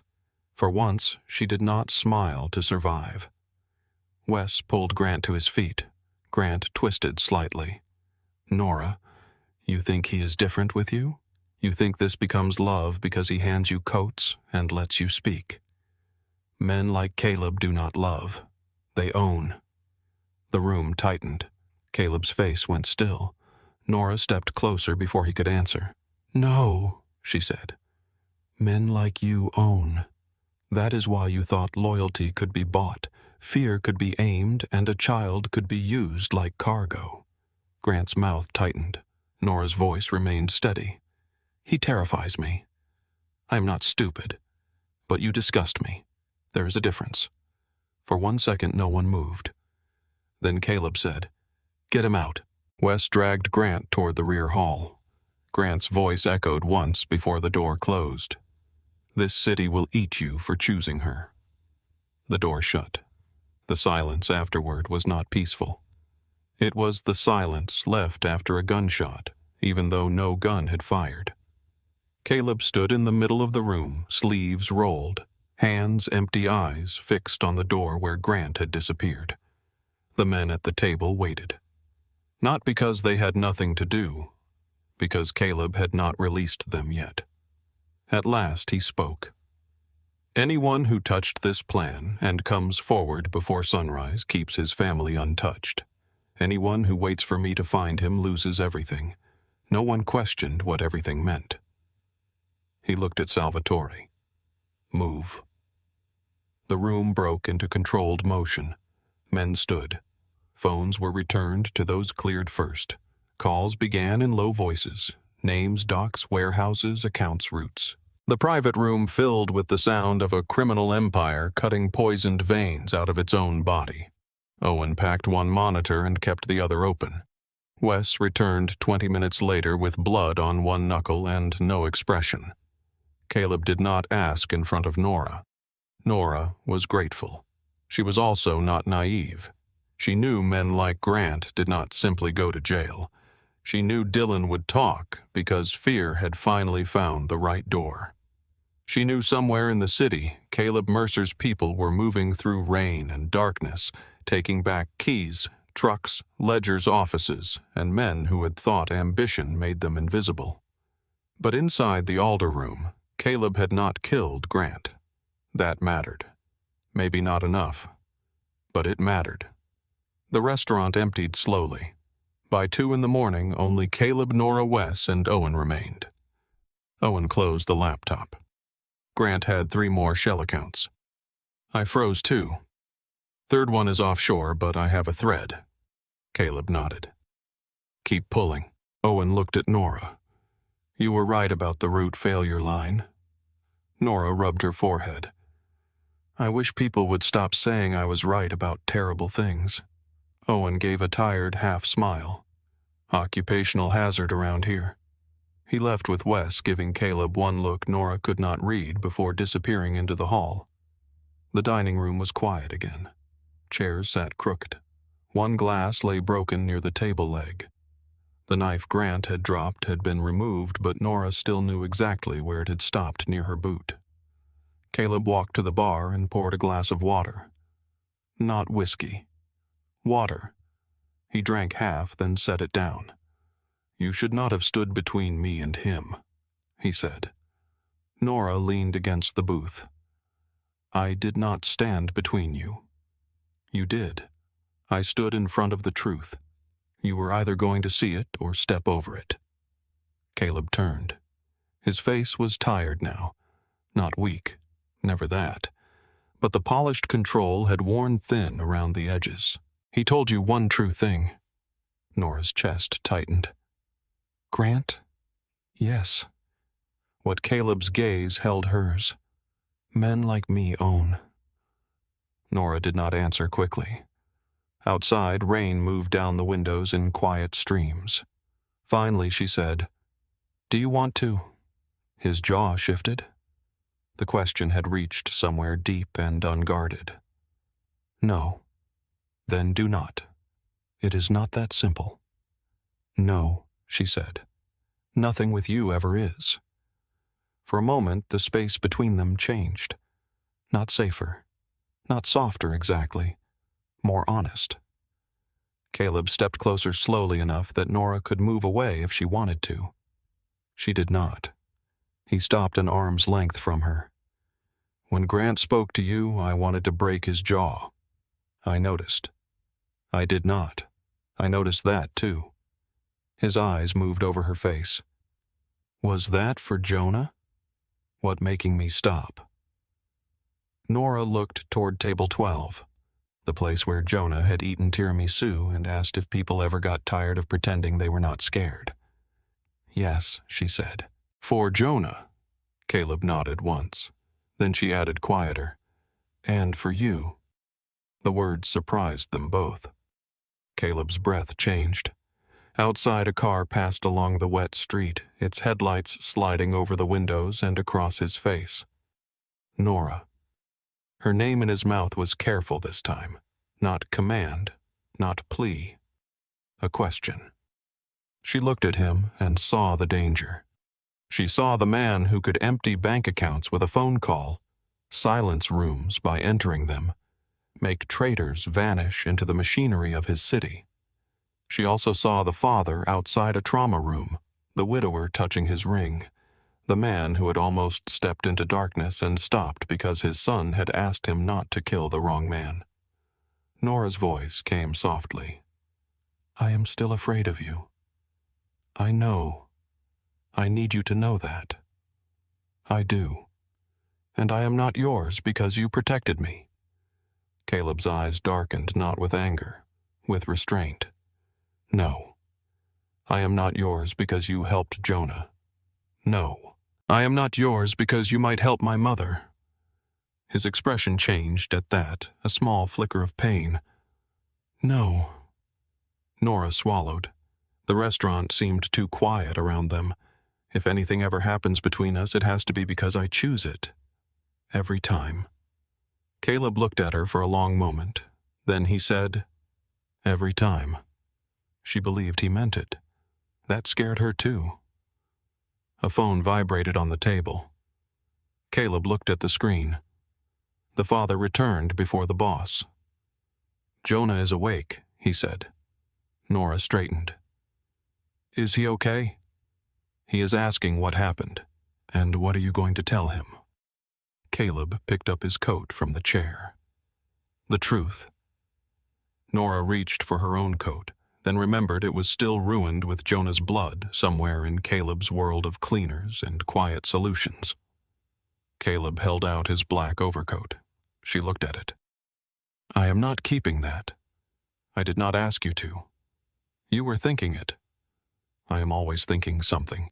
Despite the night, despite the fear still living under her ribs, Nora almost smiled. She took the coat. At the door, Caleb paused and looked back at the private room. The table remained under soft light marked by empty glasses and the memory of betrayal. For 1 second, his face hardened again. Then Nora said, "Caleb." He turned. "Ask before you accuse," she said. His gaze stayed on hers. "I remember." They stepped out into the rain together. Seattle waited beyond the restaurant windows, wet and glittering, unaware or pretending to be. Somewhere across the city, men were losing power. Somewhere Grant Harlan was learning that charm did not survive once the room stopped wanting to be fooled. Somewhere Dylan Graves was deciding how much truth his fear could carry. But at Harbor Light Medical Center, a boy with bruised ribs had opened his eyes and asked for his father. So Caleb Mercer left the war room behind, and Nora Wells walked beside him wrapped in his coat toward the only truth that mattered in that moment. The hospital lights looked softer when Nora and Caleb returned, though Nora knew nothing about the night had softened. Harbor Light was quiet in the early morning, wrapped in that strange hour when the world had not yet decided whether to keep dreaming or wake up. Nurses moved through the private corridor with warm blankets folded over their arms. A doctor spoke gently to a man in a gray suit near the elevators. Somewhere behind a closed door, a machine beeped with steady patience. Caleb walked beside Nora without speaking. His coat hung around her shoulders again. It was still too heavy, still too warm, still not hers. She kept it pulled close anyway, because the night had taken more from her body than pride could replace. Outside Jonah's room, Wes stood with his arms folded and his back against the wall. There was a bruise forming along one cheekbone. He saw Caleb then, Nora, then the coat. His expression did not change. "He is awake," Wes said. Scared, but clear. Caleb nodded. "Alone.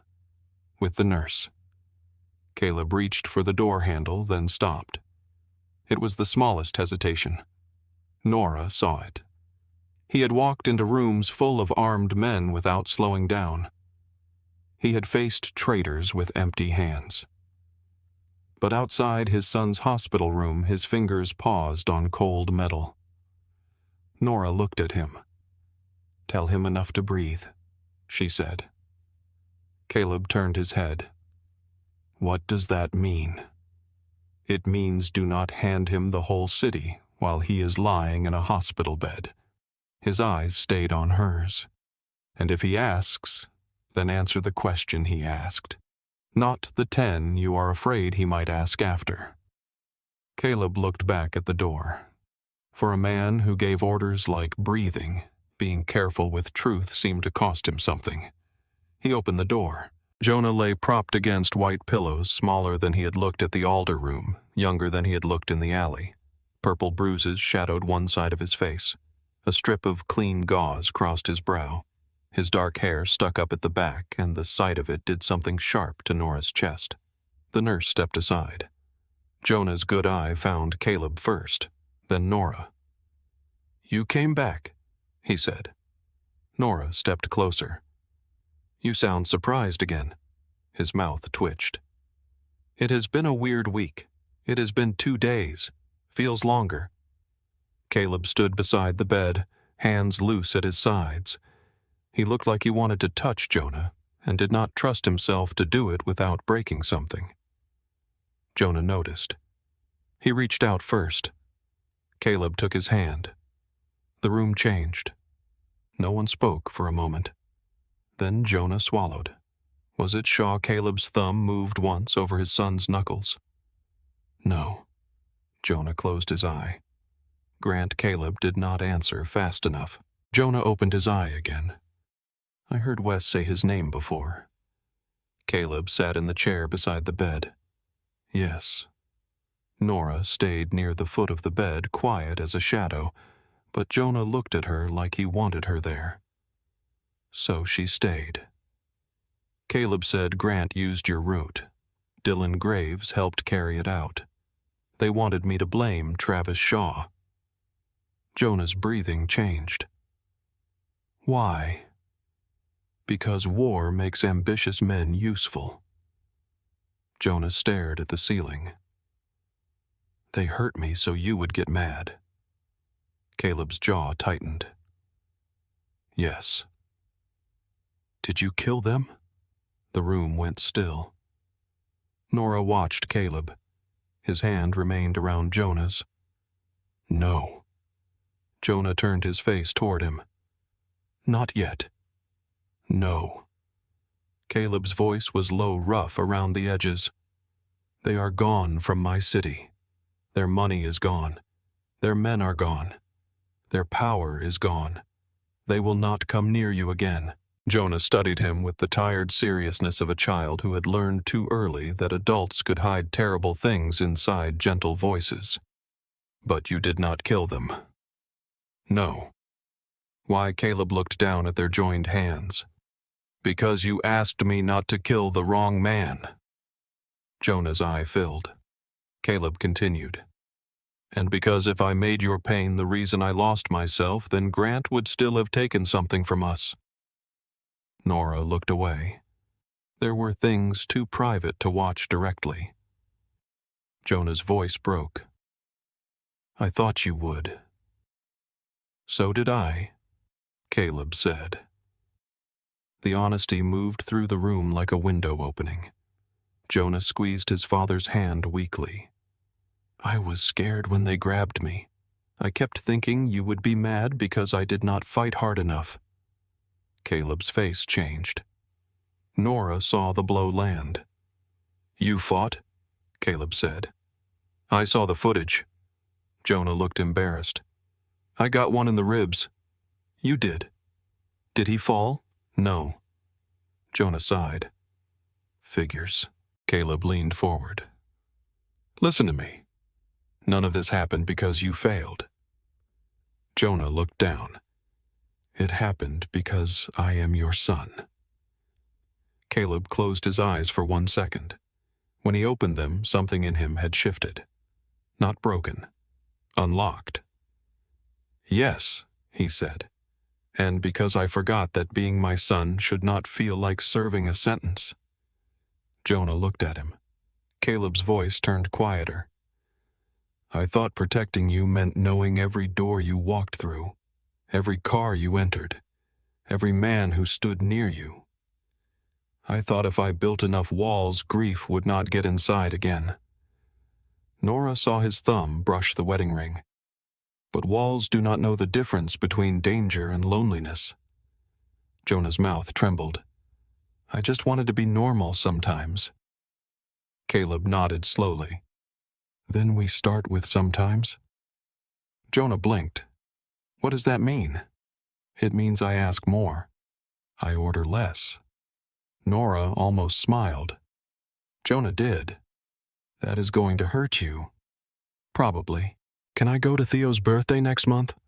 Caleb stared at him. Nora held her breath. Then Caleb said, "With 2 men outside." Jonah's face fell. Caleb added, "Outside the building, not inside the room." Jonah considered it. "Can they dress normal?" Caleb looked offended. "My men dress normal." Nora coughed softly. Jonah glanced at her. "They dress like someone told a funeral to join a gym." For 1 impossible second, Caleb Mercer laughed. Not much, not loudly, but enough. Jonah smiled like the sound was medicine. The nurse returned soon after and told them Jonah needed rest. Caleb stood, but Jonah did not let go right away. "Dad." "Yes. Miss Wells should eat." Nora blinked. Caleb turned slowly toward her. Jonah added, "She looks like she is running on coffee and bad decisions." Nora put a hand over her heart. "Betrayed by my own patient." Jonah's smile faded into sleepiness. "She stayed," he murmured. Caleb looked at Nora, and the room went quiet in a different way. "Yes," he said. "She did." Nora stepped into the hall before the emotion could catch her. She made it as far as the window at the end of the corridor. Seattle was turning silver outside. Rain clouded the glass. The harbor looked calm from this height, though Nora knew better now. Calm water could cover anything. Caleb came out a few minutes later. "He is asleep," he said. Nora nodded. "Good. You should sleep too. I have to see my mother." "I know." She looked at him surprised. Caleb's face was tired, but his voice was careful. "I did not say Wes would take you. I did not say I made arrangements. I said, I know." Nora leaned her shoulder against the window. You are learning. I have excellent instruction. Do not make me sound patient. You are not." That almost made her smile. At the county clinic, Marla Wells took one look at Nora and sat up too quickly. "What happened to you?" Nora had changed into clean clothes at the harbor apartment, but no shower could remove the night from her face. "I had a long shift." Marla narrowed her eyes. "I gave birth to you, Nora. Try again." Nora sat beside the bed. For a few seconds, she could not speak. The clinic room was small, too bright and familiar in a way that hurt. A plastic pitcher of water sat on the side table. Marla's cardigan hung over the back of a chair. A stack of forms waited near the sink as if paper could smell weakness. "I helped someone," Nora said. Marla studied her. "Did helping someone put that look in your eyes?" "Yes. Was it dangerous?" Nora laughed once, tired and soft. "Very." Marla reached for her hand. "Are you safe now?" Nora thought of Caleb outside Jonah's room. Caleb in the alley. Caleb not killing Grant in the restaurant where his son had once laughed. "I do not know," she said honestly. "But I am not alone." Marla's fingers tightened around hers. "That can be good or bad." "I know. Is this about the man from the waterfront?" Nora looked at her. Marla sighed. "Baby-sick women still hear things." Nora lowered her eyes. "His son was hurt. And you helped." "Yes. And now he wants to help me." Marla was quiet for a long moment. Rain tapped against the clinic window.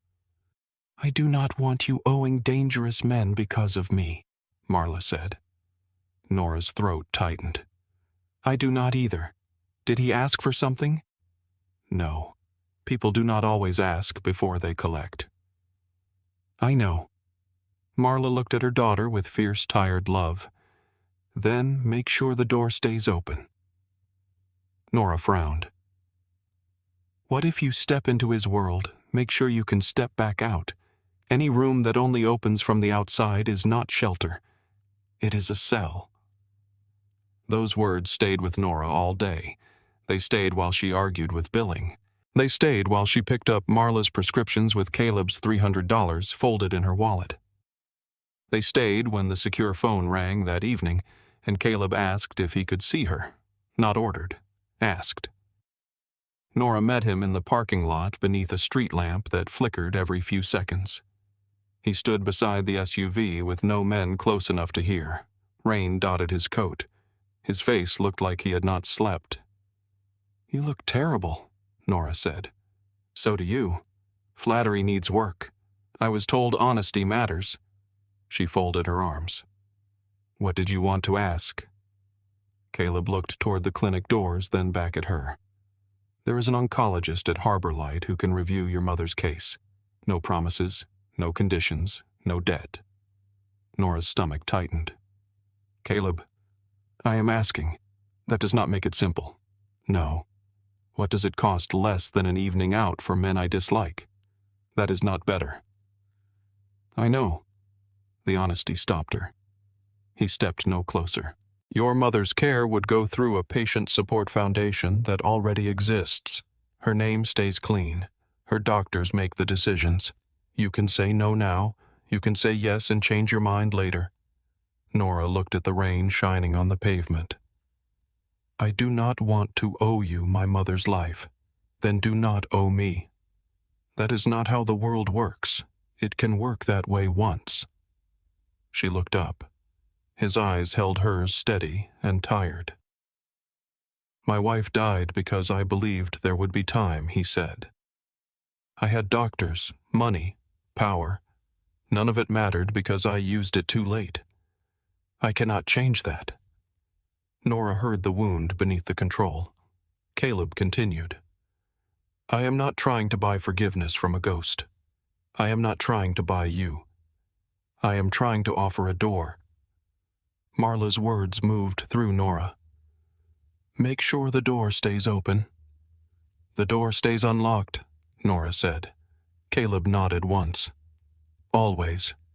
And my mother chooses. Yes. And I choose. Yes. And if I say stop, you stop. His voice lowered. Every time. Nora believed him. That frightened her more than doubt would have. Weeks passed, though none of them passed cleanly. Jonah healed slowly.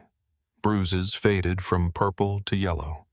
His ribs hurt when he laughed, so Nora tried not to make him laugh and failed often.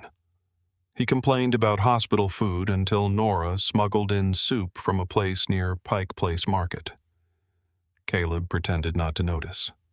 Wes noticed and said nothing. Marla was transferred to Harbor Light for a full review. The first appointment lasted 3 hours. The doctor spoke to her like she was a person, not an invoice. There were still hard words: aggressive disease, treatment tolerance, side effects, no guarantee. But there were also options, real ones. Nora cried in the restroom afterward with one hand over her mouth because hope was sometimes harder to hold than fear. The Alder room reopened under new management, but Nora did not go back. Caleb offered her work at Mercer House, a legitimate restaurant opening near the waterfront. She almost refused before he finished speaking. Then he handed her a contract, actual title, operations manager, real salary, health insurance, clear boundaries, no illegal errands, no private messages, no favors hidden in job duties. A lawyer had marked every section in plain language. Nora read the whole thing twice. Caleb waited. You had someone write this because you knew I would look for traps, she said. Yes. Good. Is that a yes? It is a maybe with paperwork. His mouth curved. I accept a maybe with paperwork. Mercer House opened 6 weeks later on a clear, cold night with the harbor lights scattered across the water like coins. Nora wore a black dress she had bought herself, comfortable shoes, and no apron. She moved through the dining room with a clipboard in one hand and calm authority in her voice. When a vendor arrived late, she fixed it. When a server panicked over a table assignment, she fixed it. When a wealthy investor asked if Caleb had hired her for decoration. Nora smiled and changed his seating to a less desirable table near the kitchen door. Caleb watched from across the room. Nora pointed the clipboard at him. If you are here to hover, leave. I own the building, not the floor while I am working. Caleb looked at Wes. Wes looked away. Caleb left, but he was smiling when he did. Later, Jonah arrived wearing a suit he clearly hated. Marla came with him, wrapped in a blue scarf thinner than before, but standing on her own. Nora froze when she saw them together near the entrance. Jonah carried a small box. I got you something, he said. Nora took it carefully. Inside was a silver charm shaped like a lighthouse. She looked up. What is this? Jonah shrugged, embarrassed. Not a black anchor. That belongs to Dad's world. He nodded toward the charm. This means you helped me find my way out of the dark. Nora's throat tightened. Jonah, you are family now, he said quickly. Not crime family, normal family. Marla laughed softly. Do Mercers do? Normal? Jonah looked toward Caleb, who stood near the bar, pretending not to listen. We are practicing. The night moved around them with warmth Nora did not trust at first. Glasses lifted. Guests smiled. The kitchen ran clean. Marla ate half a bowl of risotto and declared it better than hospital soup, which everyone agreed was the lowest possible praise. Near midnight, Nora stepped outside through the side door. The alley behind Mercer House was not the same one. Wider, cleaner, better lit. Still, for a second, her body remembered rain blood and a broken breath near a delivery van. She folded her arms and breathed through it. The door opened behind her. Caleb stepped out. He is inside teaching your mother how to cheat at cards, he said. My mother already knows. I suspected. They stood side by side beneath the light. The city smelled of salt pavement and something beginning. Caleb looked at the alley. The first time you called me, I thought my world was ending. Nora watched a drop of water slide from the edge of the awning. It was. He turned to her. Not the whole world, she said. Just the one where you thought fear could protect everyone. Caleb was quiet, and what replaced it, Nora looked through the window. Jonah was laughing. Marla was smiling. Wes stood near the entrance, looking deeply uncomfortable in a normal restaurant full of normal noise. Maybe trust, she said. Caleb stepped closer. Slowly. Enough for her to move away. She did not. His hand brushed hers. A question, not a claim. Nora let her fingers close around his. The door stays unlocked, she said. His thumb moved gently over her knuckles. Always. Inside, Jonah laughed again, bright and real.